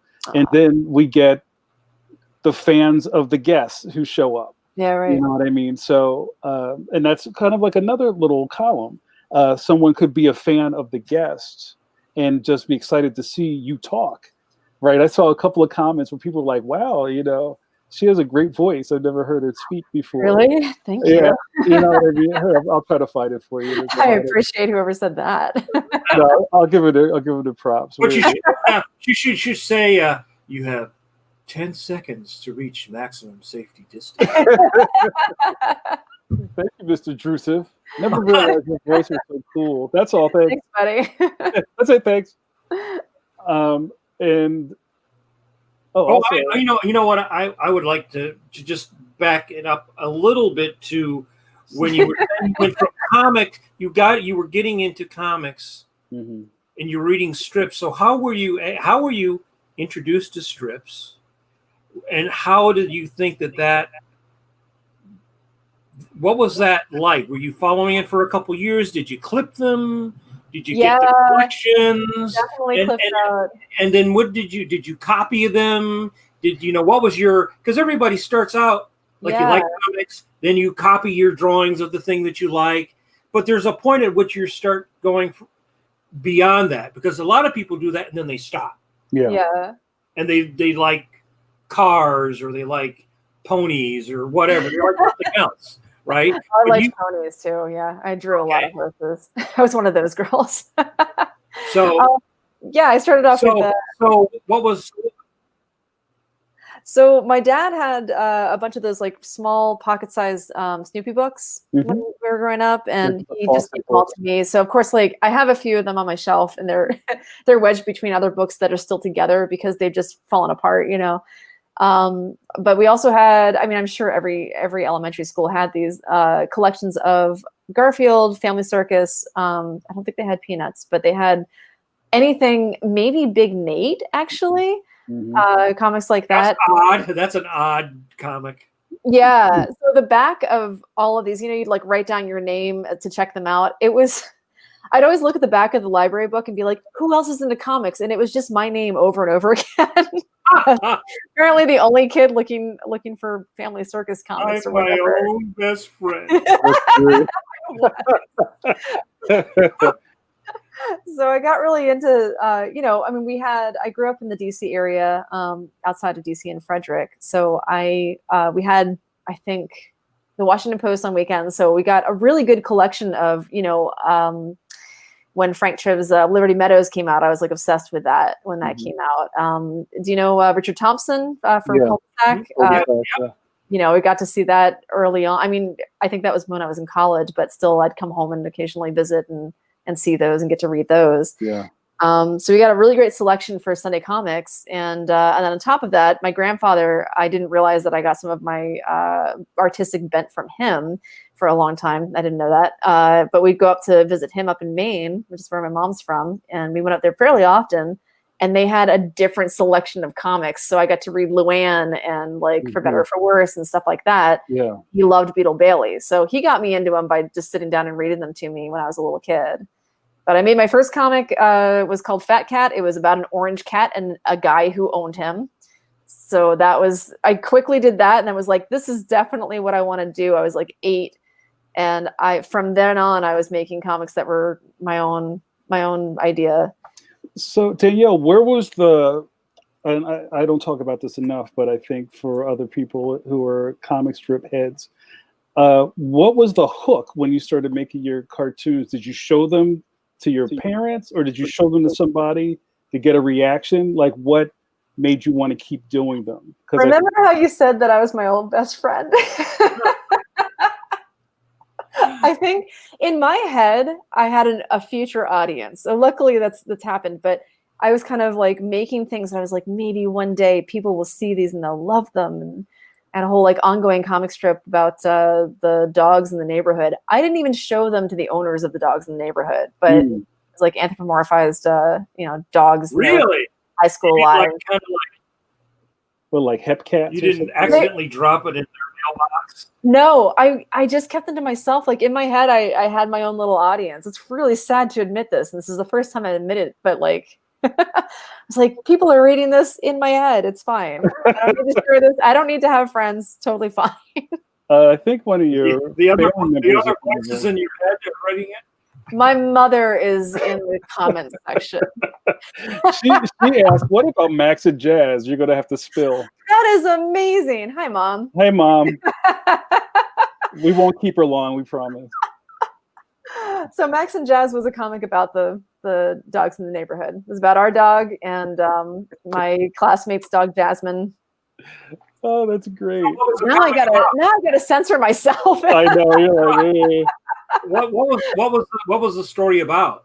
There was no story really. I think they just, I remember specifically one time taking the Peanuts comics and directly, I did what that kid did with my comics a long time ago. I took the exact script and made the characters say them, and I like could not understand why it was funny as Peanuts, but it wasn't funny as my characters. But beyond that, it was mostly just them being in high school. When I gave up the like, let's just write it as Peanuts. I wrote them as like characters that were in high school and had relationships with each other and wanted to date each other. And yeah, I think that's pretty much what it was about. So they were, it was an early relationship comic. Yeah. in middle school. Yeah, I see there's a line going through your history there. That's interesting. Yeah, that's my thing, I guess. Have you, and there's a question in here, our good friend Eternity Forever, who's a friend of Pencil to Pencil, ask, is there a genre of comics that you would never want to draw, since we're kind of talking about this? Yeah, it's funny. In the past I would say serious comics or anything that doesn't have comedy in it.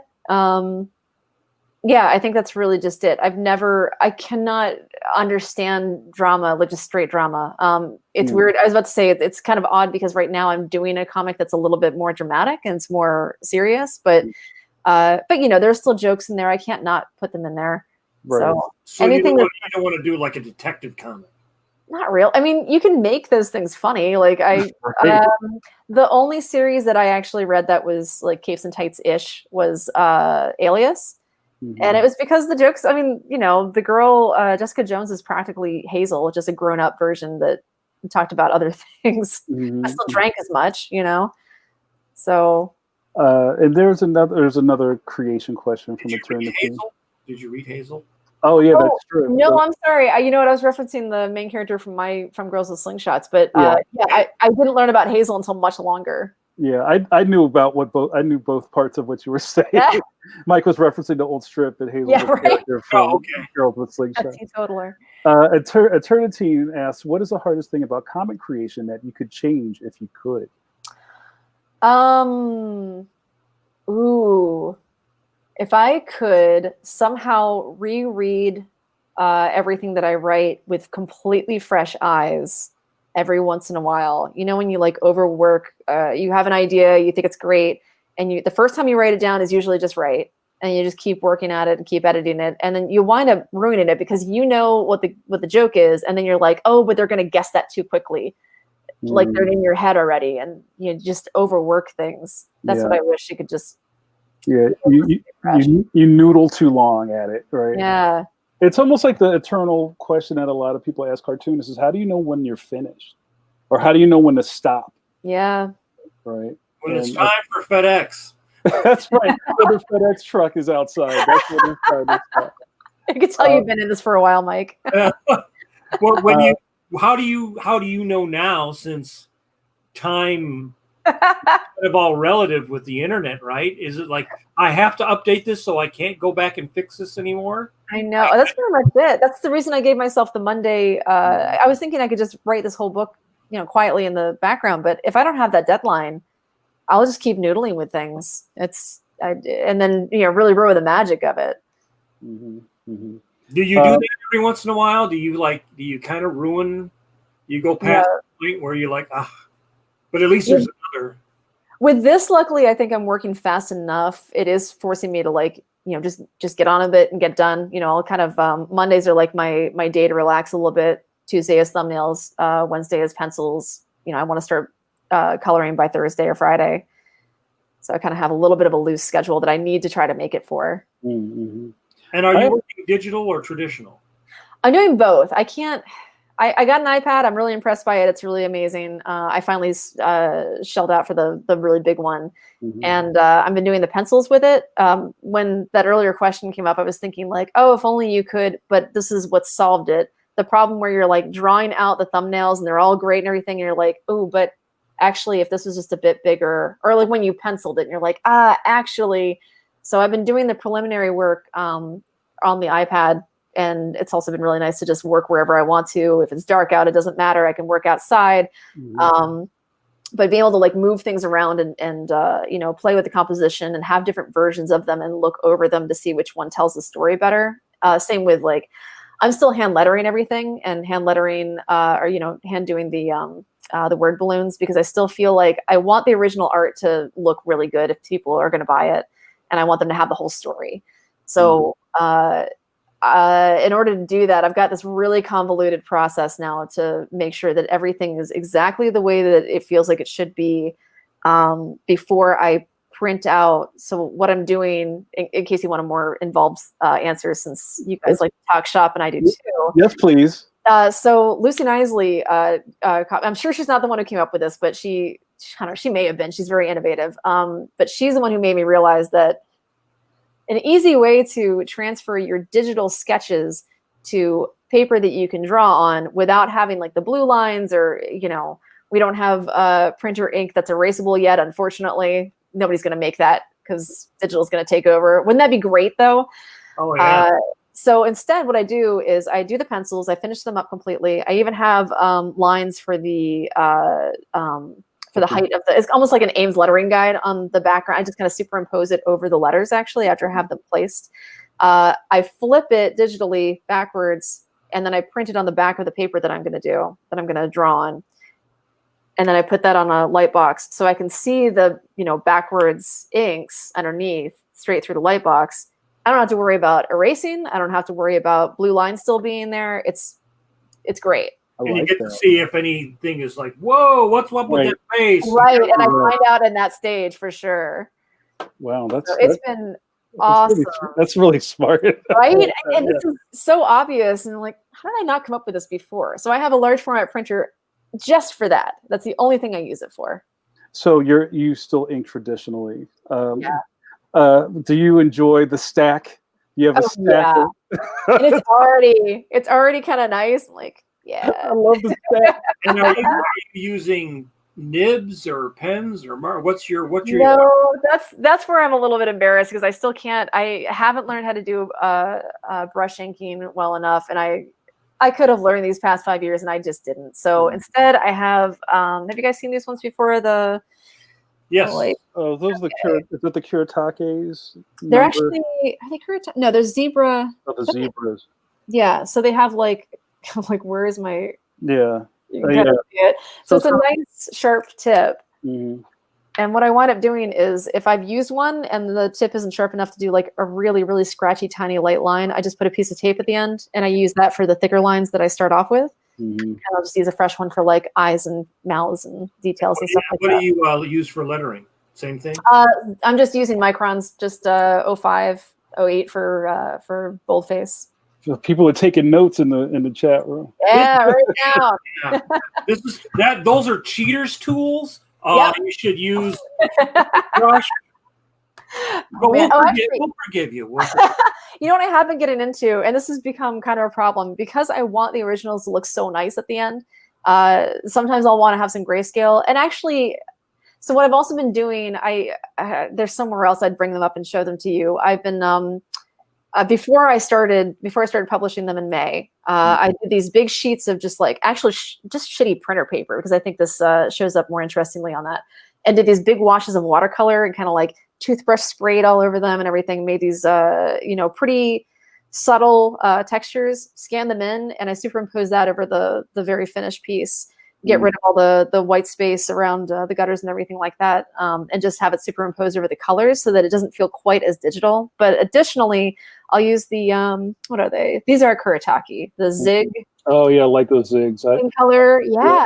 I do. Is that the one that has a chisel tip and a bullet tip, or they? No, these are like a synthetic actual brush tip. Oh, okay. It's kind of like a Pentel pocket brush, but much shorter, and they're all grayscale. They got me. They have like fog gray and like pale green gray. Like, come on.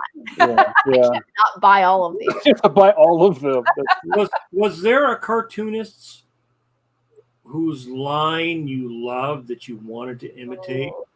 Originally Frank Cho, for sure. But then, I really didn't appreciate, like I said, I didn't appreciate Bill Watterson's work when I was younger. For some reason, it wasn't on my radar. I wanted that really clean look. I'm not good at that clean look. I was actually asked, and this is like a big moment for me. I was asked to try out inking for the Garfield comic books that they're still putting out, I guess. Mm-hmm. And I was like, why would you ever ask me? Like, I can't do it that clean. I'm just not that good at that. Mm-hmm. I don't even enjoy it. I like doing scratchier stuff. So since then, I've been really inspired by like Richard Thompson and other like real, just beautiful, like messy art. Yeah. So my autobio stuff, I try to do more rough and sketchy and just have fun with it, And if I'm not mistaken, I think he still does this. I think Cho was working specifically with microns. Yeah, he's a marker guy. Yeah, just like Bruce Timm. When I first met Bruce, I thought, he kind of looked like Wally Wood or Joe Sinnott, and he was like all markers. Because I was trying to give him a brush when we were hanging out. And he's like, no, I don't. So it's like what you learn to work with, and now markers are so good compared to what they were 20 years ago. I mean, even although the microns are not as good now, I don't think they're as good. Oh, really? I haven't noticed the difference, luckily. When I erase them, they're not as dense as the Pitt, or my favorite marker now is the multi-liner. The multi-liner. The Copic. Okay, yeah. Copic multi-liner. Let's see. Did you get the refill joints for those? Oh, that's really nice. Yeah. So the Copic multi-liner. And even with those, you can take the nibs. You can put new metal nibs on. Oh, seriously? You can put new nibs or the new ink cartridge in there. Oh, wow. And so I have actually not replaced a nib yet. So I use them all the time. I mean, I prefer dip pins, but I'm now, because of the pandemic, doing both strips digitally. I still pencil the Phantom traditionally, but then I scan it in and beautiful. send it off to my assistant Liang, and she inks the backgrounds. So I'm doing that just because we can't be in the same room anymore. So. Yeah. But, so I wanted to. The comments are coming fast and heavy all of a sudden. Bill O'Donnell says, BT dubs. If it wasn't said, the Girls with Slingshots Kickstarter with the slipcase was amazing. Yeah. Oh, you mean this? Look at that, man. I do my steps on this. Get my cardio up. Danielle, can you talk about this project real quick? Oh God, I'm so happy with the way it came out. It's so freaking beautiful. I don't usually boast about my own stuff, but like this was a joint effort with a lot of people, so I feel like I can boast. Yeah, I'm just going to show this off while you're talking. Yeah, this came out exactly the way I wanted it to. My number one choice of designer was oh God, I just forgot her name. Allie Haller.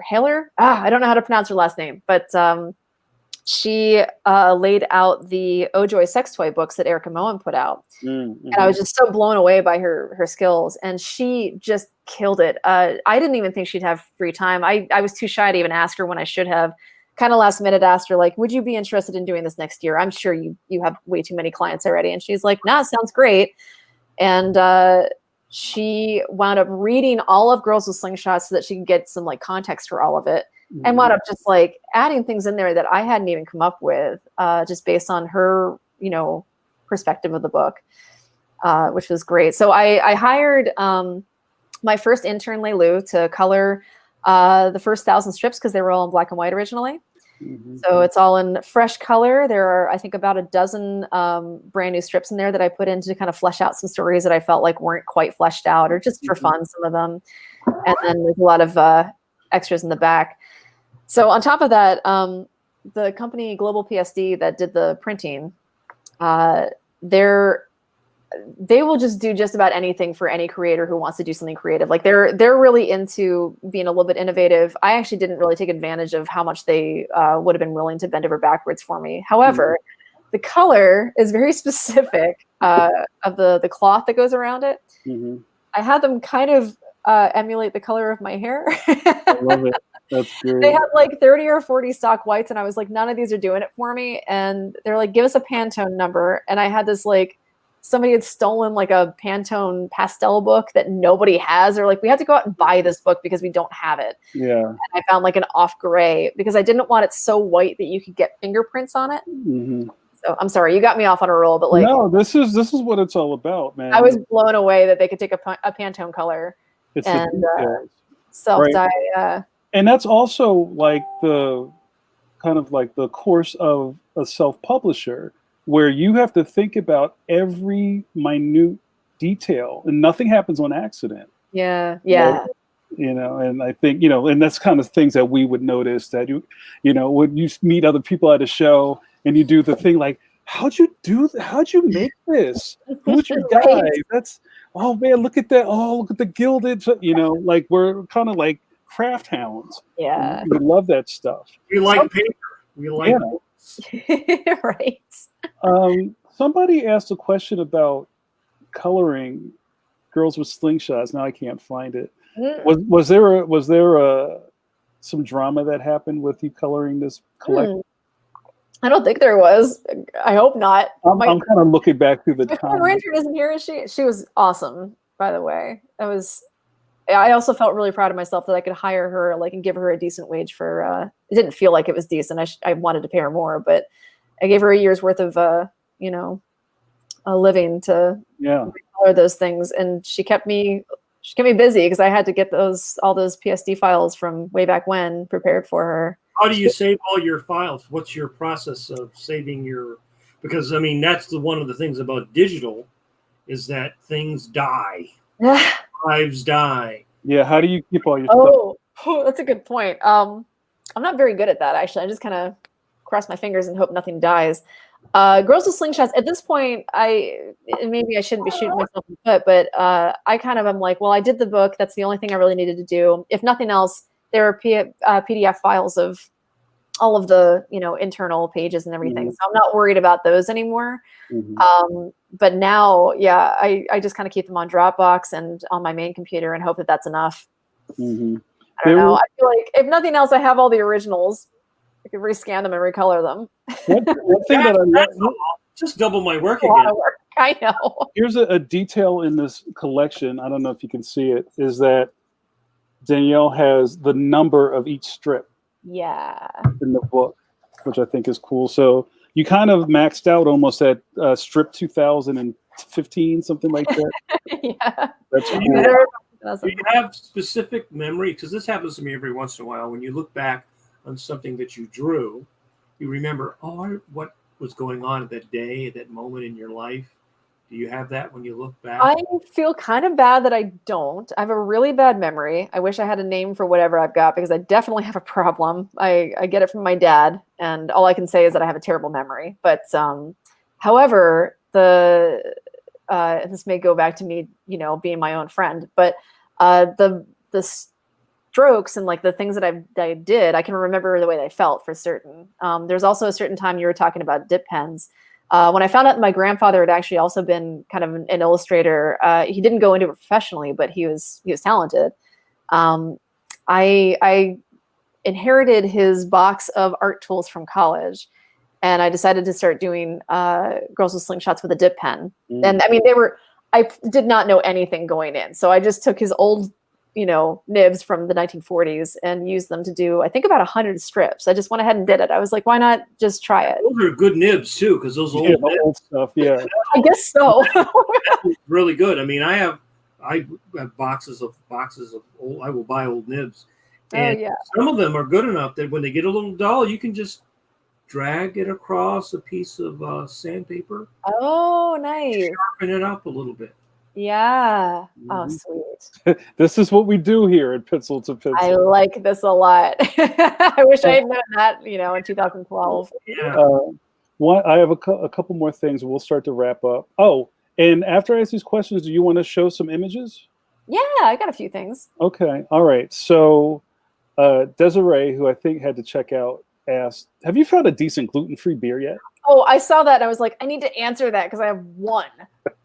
Yeah, Desiree, sorry that you apparently have the same affliction that I do. Bad news is that while I did find one and it is really, really good, it is $7 a bottle. What? They're big bottles, but like growlers or something? Not even that big. They're like just a bigger bottle than a regular beer bottle. Okay. But Green's beer is the only gluten-free beer I found that is really good. It's like a Belgian beer. So when you're drinking it, you don't feel like. Yeah. You start get the. You get the face, like here's a beer. No, it's not. Yeah. Yeah. It's been so long for me. I was diagnosed when I was 19, so I feel like I kind of missed the experiencing beer section of my life anyway. So this tastes amazing. Like I went from maybe drinking a Coors Light when I was a kid, or when I was in college. Mom's watching. Be careful. Right. Yeah. No, I never drank when I was in college, Mom. No, I was studying. Yeah. I was in the library. Yeah. The whole time. Studying with the nuns. Every night. I went from like cheap college beer and not liking it to having like my only option is this $7 a bottle Belgian beer. Yeah, that's called adulting, right? Yeah. So it's my birthday beer. I only treat myself every once in a while. It's Pinky Out beer. That's Pinky's Out brand. Pendrell Girl asks, what was the most rewarding part of making an educational comic? I think she's talking about the sex comic. Was there something most people didn't realize before they read your work? A lot. But that's because our readership was so young. I mean, you weren't anticipating that, were you? I was. I did know. Oh, you know what? My laptop's dying. I'm gonna have to go over to the other side where the. Oh, okay. I just realized. We knew beforehand because I knew because Monica had been working with Webtoon long enough that I knew what her readership was like. But what they were doing was basically Webtoon was like, we have all these ship comics, a lot of like love comics and romance comics that we obviously are not showing R-rated stuff or X-rated stuff, but we think it would probably be a good idea to give these kids an idea of like what happens when the door closes or the lights go off or whatever, and just kind of educate them a little bit, which I thought was really honorable of them. Oh, that's really cool. Yeah. All right. Yeah. Let's see some stuff. You got anything to show us? Yeah, and I'm sorry, I barely answered that, but I did get a lot of questions, and you'd see in the comments because there were so many comments from young people being like very uncomfortable, but also being like, I'm sure this will be useful when I'm 20. And I'm like, Right. oh, your mom isn't reading this. It's fine. Thanks. I'm not putting parental control on Webtoon. Sorry. Well, you know what? And just having information, I think, is great because I can't speak for Mike, but you learn everything in the streets. So just my parents drew diagrams. I don't know. You poor folk. It was profusely illustrated. That's great. So yeah, we asked Danielle before she came on if she wanted to share some process images with us. So that's what we're going to do now. We're going to start wrapping up after this. So if you have any last minute questions for Danielle or for Mike and myself, why don't you put them in the comments and I'll see if I can get to them. Thank you. Yeah, right on. So I don't have a whole lot, but I figured, and let me know when this actually shows up because I'm not sure how this. Yeah, it's up. All right, cool. Okay. So I thought I'd just kind of show like the house that this. I guess it's giving a little bit away, but I still don't know how to elevator pitch this thing. So for Elephant Town, the house that it takes place is, I'll just say that there's a house. It's a real house. It's a house I almost moved into that I found out later was is this really odd, like huge house broken up into 4 different apartments. And I knew the one apartment really well because I almost moved in. I went in and prepared, and then long story short, I didn't wind up moving in. My friend did instead. But the place actually opened up a couple of apartments for rent recently, and I went in and acted like I was interested so that I could go get photos. Did you have a fake mustache on when you came in? I was a little concerned because it is a small town, but the owners of that house now, they live in like Virginia. It's a rental property. They don't care about it, I don't think. So I did go in and got some photos, and you can see here I took a photo of Berto's apartment, his chapter is what we're going through right now, and just kind of drew in what I felt like. I knew this used to be an efficiency. They've actually updated it since I had been in there, but it was, there's hardly anything to it. It's just like a little room off to the side, and a bathroom. That's pretty much it. So I kind of like went through and drew over top of the photos that I had for this scene. I think this is the second page of chapter 3. Which we're in right now. So it's been super fun, like actually using, there's like the external wiring is everywhere. This house is probably about 100 years old, and which is new for this town, but still fairly old. So it's got like this weird wiring system going on there. It was really inspiring to actually see what was in there because I wouldn't have guessed to like put this weird box in the back that's on the window, like next to the window. I don't know what that is. Right. So from there, like old knob and tube wiring, probably. Yeah, it's actually one of the cool things that I've gotten from one specific reader, but I've had a couple of readers in Patreon who have been every time I post a new settings image, they're like, "Oh, this place has this kind of wiring, which means this about it," and I didn't know this stuff beforehand, and they're saying things like, "Oh, it's so cool that you paid attention to detail." And I'm like, I would have never known if I hadn't gone in and gotten these reference photos. That's just really smart. Yeah. Yeah. So I've been doing a lot of, drawing over top of, I think this is one of my favorite things about the iPad is that you can just bring in a photo and then draw the scene that you actually want to see there. It's been really sweet. So from there, I mean, this is obviously a much more established, much more finished thumbnail than, what I'd started off with, but I'll usually kind of use just one color, a monochrome. Color is not my forte, and unfortunately, color is kind of a storytelling element in this book. It's actually kind of an important one. I'm trying to separate each character by, originally I kind of wanted their color scheme to be, like each of them should have just a color scheme that could almost be monochrome. I thought I might do it in this style, where it would just be finished with one color and values of that. I wound up doing pretty multicolor in the end, which I'll see with the last one. But I decided the thing that's going to unify each of the characters to their own chapter is that their line work is a really dark version of the color that I chose for them. So the idea of it is basically if you start to hear, again, I don't know how spoilery this is, but if you hear something that's going on in the apartment next to the character that we're following at the time, that sound effect will most likely come in as the color from that other character that you're hearing it from. That's a nice detail, yeah. Yeah, so I'm hoping that'll kind of carry through. It might just be something that, we appreciate and I appreciate, and that's it. That's fine.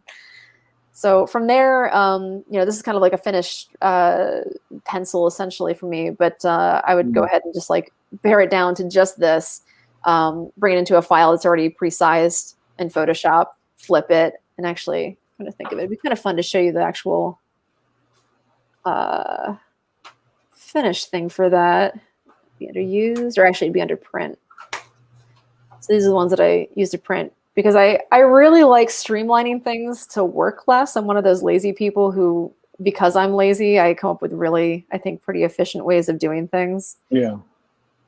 So this winds up being, what ends up going to print. Oh, and you flipped it already because that's how you're printing it. Right. Yeah. So I'll show you that page that we just were looking at. Nope, that's not it. That's chapter 2.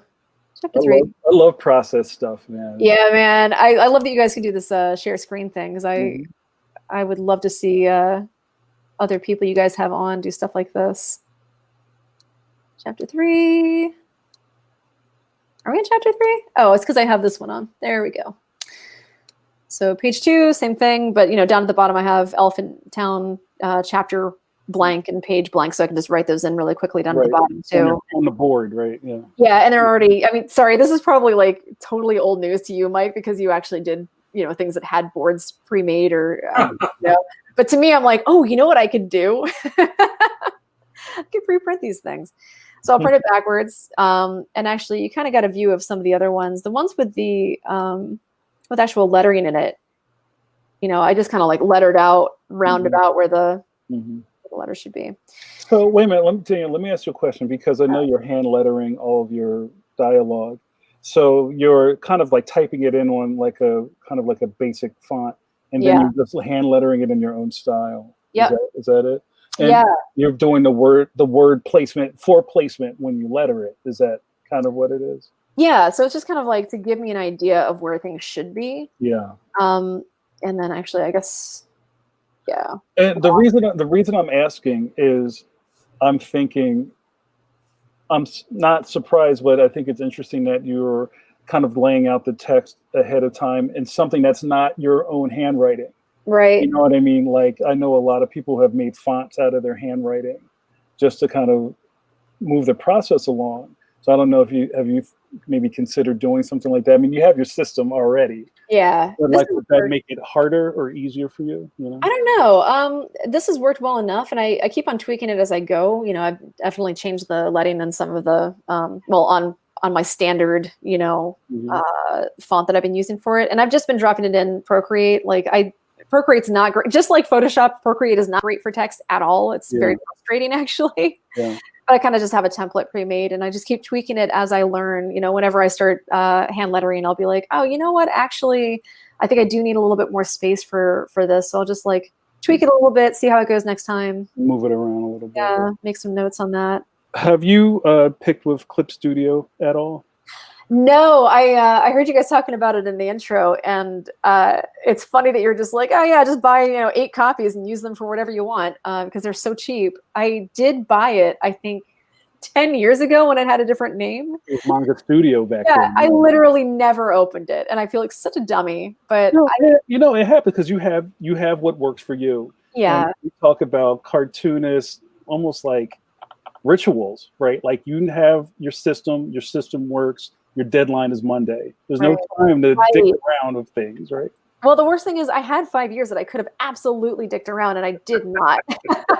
It's so dumb that I didn't do it. No, well, like I said, it works for you. And your page flip hack has blown the mind of the chat room. Yes, you can thank Lucy Isley. Yes, we'll snap figures for that. Nice. Do you have any more images you want to show us? Or yeah, I mean, this is me being my own friend and being like, look at this stuff I'm doing. But no, that's cool. So do you have kind of like these are kind of like your layouts and your notes? Do you have like, I don't want to say a vision board, but I think the young people get that. Do you have that set up for most of your scenes, or? You know what? Actually, I would like to hear what you guys do. Do both of you guys color digitally? Yes. Okay. sitting here like, what is showing when I look through here? I don't know what I'm showing you guys, but where would I go for this? Final pages. You know what? I might not have it available on this laptop because it's a small laptop. Yeah, that's like your travel joint, right? Yeah, unfortunately, I didn't think about that beforehand. But what I basically have is, oh, you know what? I bet I could show you Girls with Slingshots, though. I probably still have that somewhere. Oh, maybe not. All right. Well, what I do is I take, first of all, my favorite drawings of any characters that I'm drawing. Mm-hmm. And I'll, kind of have a sheet of all those as reference. I try doing turnarounds, but I feel like whenever I do that, they wind up being not quite like what I put in the strips. Mm-hmm. So I kind of have like like an image board of, my favorite drawings that I've done already. Mm-hmm. But then additionally, I'll have like a digital version of that I drop the colors from. And I always wonder how everybody else colors and like keeps the colors consistent, because that's the only way I can think of doing it. Like I actually have this here in the center of the script thing. It was just like, just to remember what that last page looked like, I have the color version of the last page before this. Oh, yes. You do a little cut and paste jobby just so you have it fresh in front of you. Yeah. You can sample the color from before. Right. To keep Exactly. Yeah, I have formula, actually remember now, on Judge Parker for like certain characters' hair, the skin, and CMYK, what the percentages are for the skin, Mm-hmm. Things like that, which are, yeah, because when I would, sometimes I color it, or even when I would have my assistant color it, what I would do is I would go through and like do all the face, do all the hair of like one character. Yeah. Because then you get that part out, and then there's a part that's going to be different, like their clothes might be different from the last time, Yeah, right. Danielle, you finished with this, or you want to leave it? Yeah, up? there's not a whole lot. I'll just go through it really quickly. But okay. No, I didn't want to remove it from the screen if you were still showing us that. Yeah, I may as well. This is just like the thumbnails for the next few pages. So I just kind of like I use Scrivener for the script, although I think Mal said he uses Scrivener. Yeah. Actually, I listened to that one, and he did say that too. Mm-hmm. Just go from that to thumbnails, and so I just kind of like drop in the letters kind of loosely there, and then I'll go back over them and use the actual font that I've tweaked to fit. Now, how do you play around, or how did you learn, or the artist you were influenced by, I would say, with acting, right? Because there's a lot.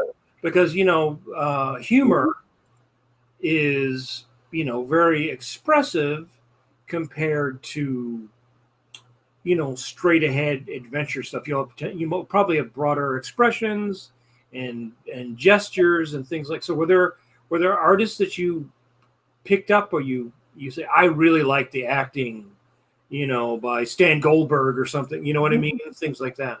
I can't think of anybody specifically, but I guarantee any really animated expression. Actually, you know what? Oh God, what's his name? He's one of my favorites, and I don't know his name. I'm terrible. I think it's Jerry Scott. From Zitz? Yeah. So Jim Borgman and Jerry Scott. Yeah. Yeah, and I always forgot which name was which, but the artist on that. Borgman, yeah. Borgman, there we go. I hope I'm getting this right, because I actually looked it up last year and found one on eBay. I was really happy to find one. He briefly did, again, I hope I'm right about this, Nancy, the old comic strip.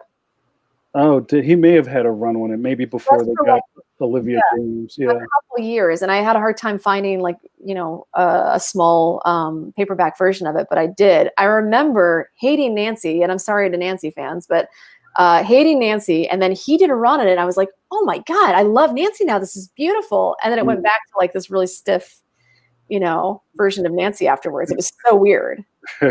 Yeah, Jim's amazing, and he also, I think he still does editorial cartoons for the Cincinnati paper. I forget which paper it is. Yeah, we interviewed him in Draw Magazine a long time ago. Oh, cool. But yeah, he's a brilliant cartoonist. And Jerry Scott, who writes Zitz, if I'm not mistaken, they both kind of work together.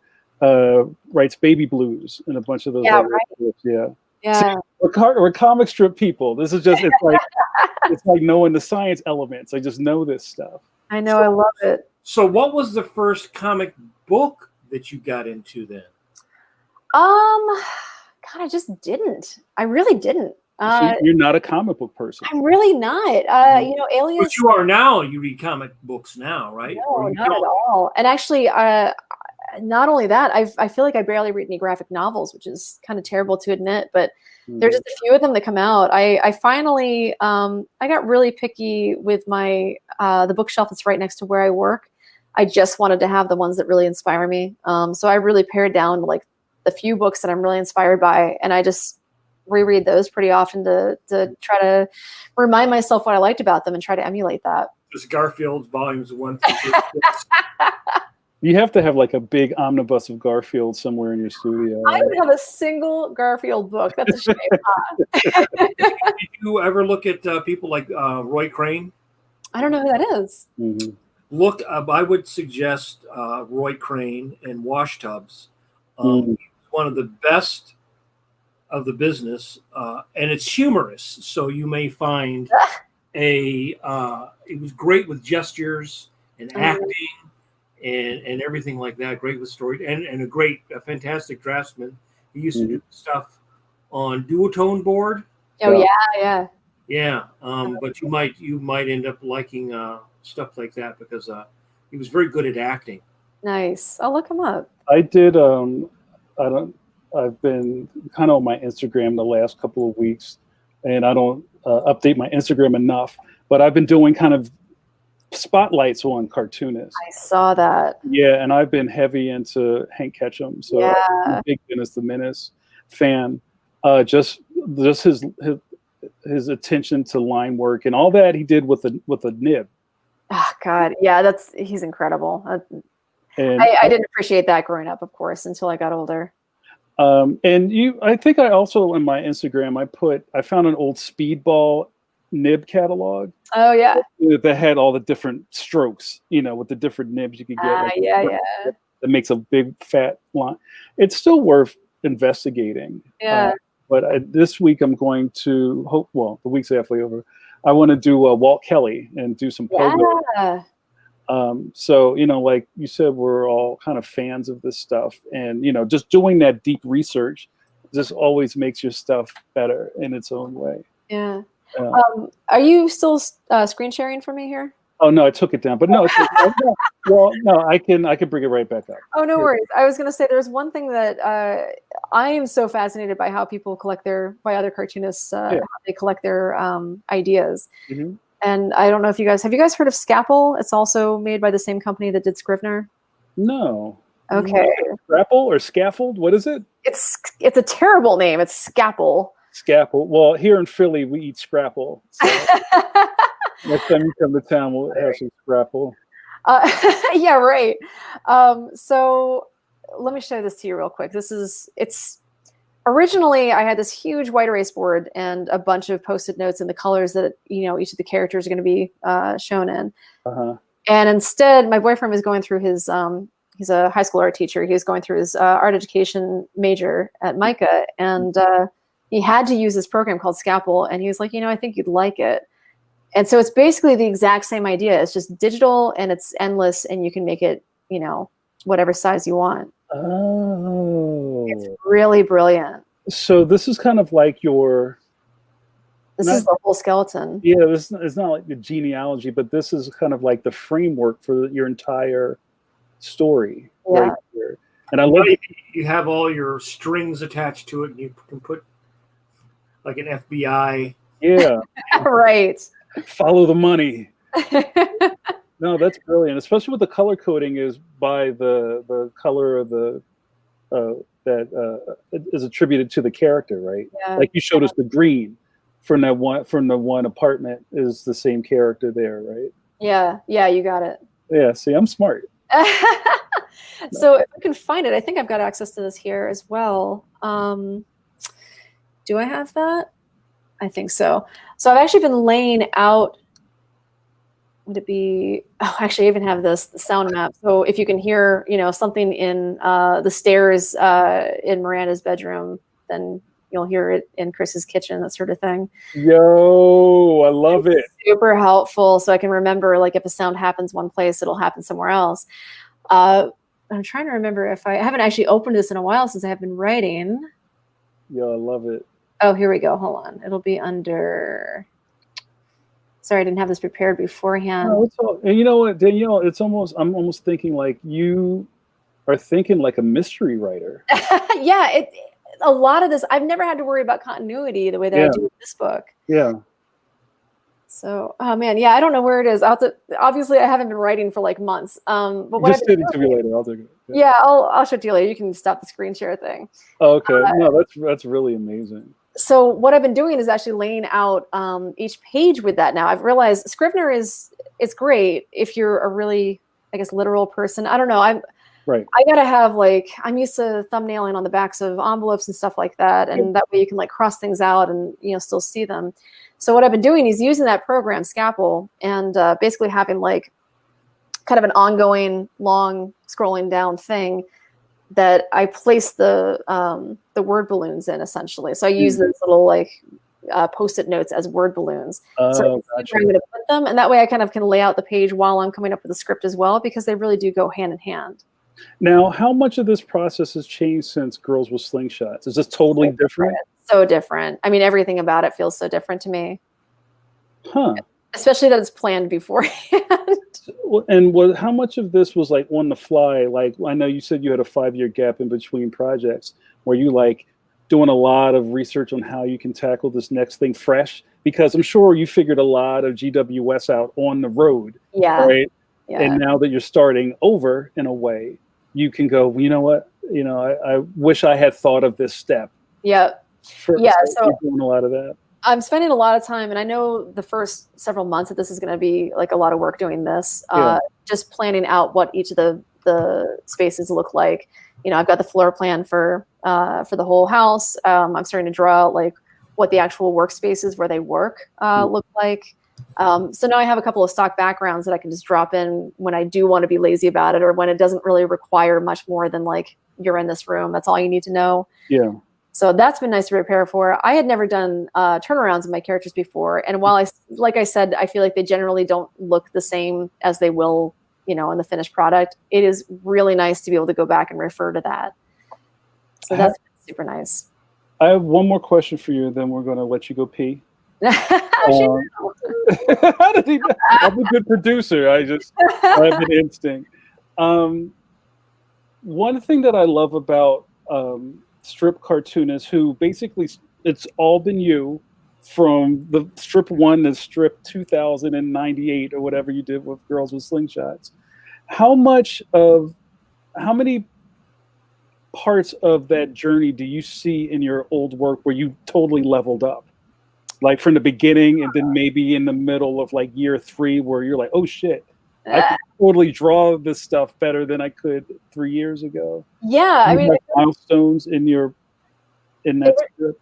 It would usually be like another, more impressive artist saying something to me that'd be like, one wise thing, and be like, oh man, you're right. Like I really shouldn't just trace a car just because I don't know how to draw it. I should just be drawing it myself and like figuring out how to make it my own. Mm-hmm. Do you know Michael Lark? Yes. Yeah. So he was kind of my mentor early on, which is funny because we don't draw remotely the same way, but we're both very passionate storytellers. Yeah. And so that was something that you have to say it with your hand. Passionate, yes. Mm-hmm. So there were a lot of things that he told me early on, and I was just kind of an ornery 20-something that I was like, you don't know what you're talking about, old man. And over time, it'd be like, that thing that he said was right. Like, you got to be drawing less and thinking more. It was one thing that he definitely told me that I constantly am thinking about. And I know I still go against it, but he was absolutely right. That's what all the old cartoonists figured out when you study their work. They were figuring out where to save labor. Yeah. Yeah. Especially comic strips, because you got one every day. right? You've got one every day. And the more rigorous strips, like the soap strips, where you have 5 or 6 people sitting down at a table eating dinner, there's a lot of stuff you got to coordinate to get the hands and all. Yeah. That's one of the things that, even though I always loved that type of work, actually doing it for 11 years actually improved my drawing of things that you take for granted, the reader takes for granted, but they will notice if it's awkward. Right. Everybody drinks coffee, right?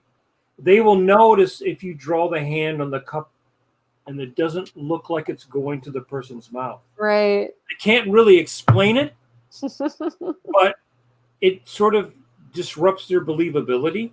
Yeah. Yeah. You know, and every cartoon, like I remember one day in school talking to the kids about the iconography of comics, like Snoopy sitting on top of the roof. And how, if you look at the early Charles Schulz, his strips had perspective. Then later on, they didn't have perspective. Oh. If he still drew like he did in the beginning, he couldn't put Snoopy on top of the doghouse because you would go, wait a minute, he's like laying on the peak of this doghouse, he'd fall off. Right. Right?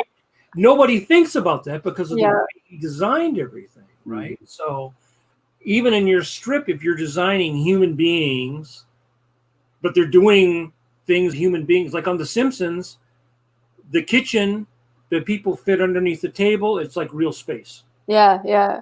Right?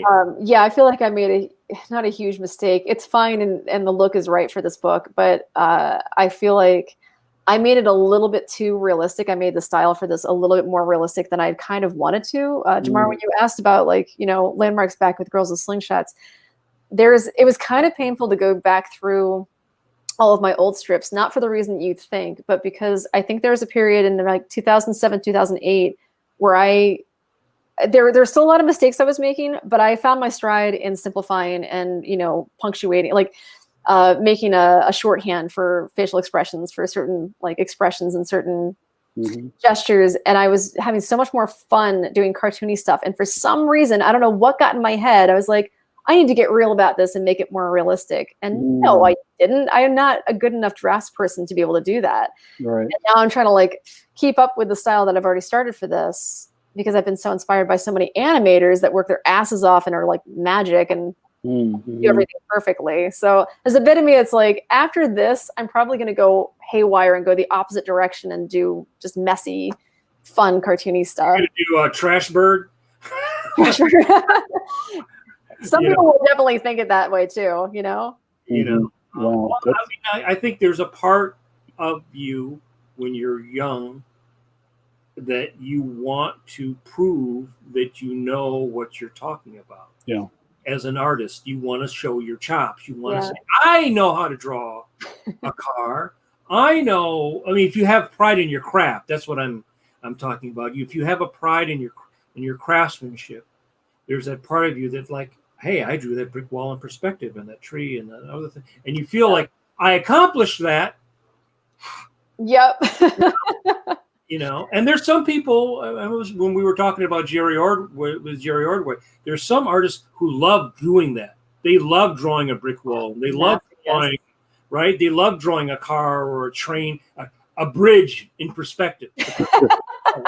And they actually enjoy doing that and making it interesting. The challenge, right? Yeah. There's other people like I said, like Charles Schulz, who said, this is not working. I got to change my style. And then all the stuff we think about at Peanuts comes from the fact that he changed his style. That's really cool. I'm gonna have to go back and look through. Yeah, you look at the first couple of years into the last couple of years. Nice. Yeah, especially like the first strip is here comes Charlie Brown. Well, and it's not straight, it's turned, and it's like how I hate him as he goes by. Right. It's in perspective. Yeah, that's totally true. I'll tab so I can go look at it later.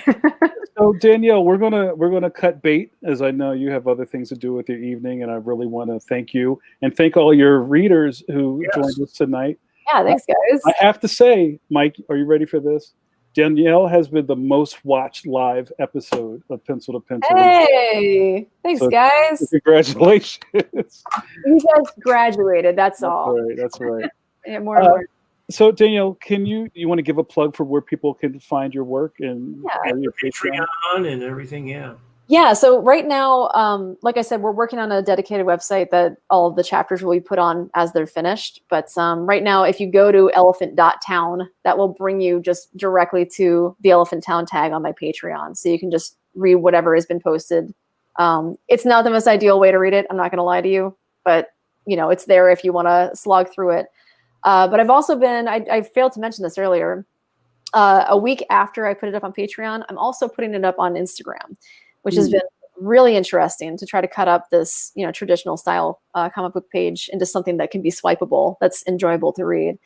So I'm D Corsetto on basically any social media, Twitter, Instagram. You can find me there, either one. You're easy to find. I'm easy to find. Oh, and I'm still doing reruns of Girls with Slingshots too. So it's kind of like an editor commentary every Monday through Friday. So if you go to girlswithslingshots.com or gwscomic.com, you can still enjoy that as well. So your link tree, if they go to your Instagram, will have a link tree to all these various. No, and I should, and I'm working on that. I'm way behind on that. That's great. Well, thanks so much, Danielle. It's been great catching up with you. Nice to meet you. Yeah, and I know we haven't seen each other in maybe 8 years or something like this, but this was great. And I hope that you can come visit us again. Yeah. Maybe when you hit another milestone or you feel like you want to, plug something, definitely give us a call. All right. Good. Thanks. Yeah. Thanks for having me on, guys. Oh, I hope you enjoyed yourself. Yeah. Thanks, guys. All right. Thanks a lot. Have a good one. You too. Bye-bye. Bye, Danielle. I'm going to kick you out. Have a good night. Bye. You love that. It's a good thing you don't have a superpower. You just fly around kicking people out. Yeah, they call me you, mister, coming out of the supermarket. They call me the canceller. So yeah, Mike, I found out there's people watching the stream from Romania. So our friend Wings of Wrath said, where are they? Oh man, I lost it already.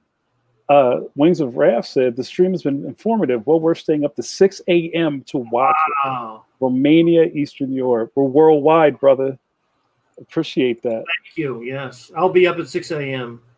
Just working on the script. Just working on the strips, American time. So. So yeah, thank you guys so much for hanging out with us. Mike and I are going to do some housekeeping. Just know that we have A+ platinum guests like Danielle every Wednesday and Saturday, 8 p.m. Eastern Standard Time.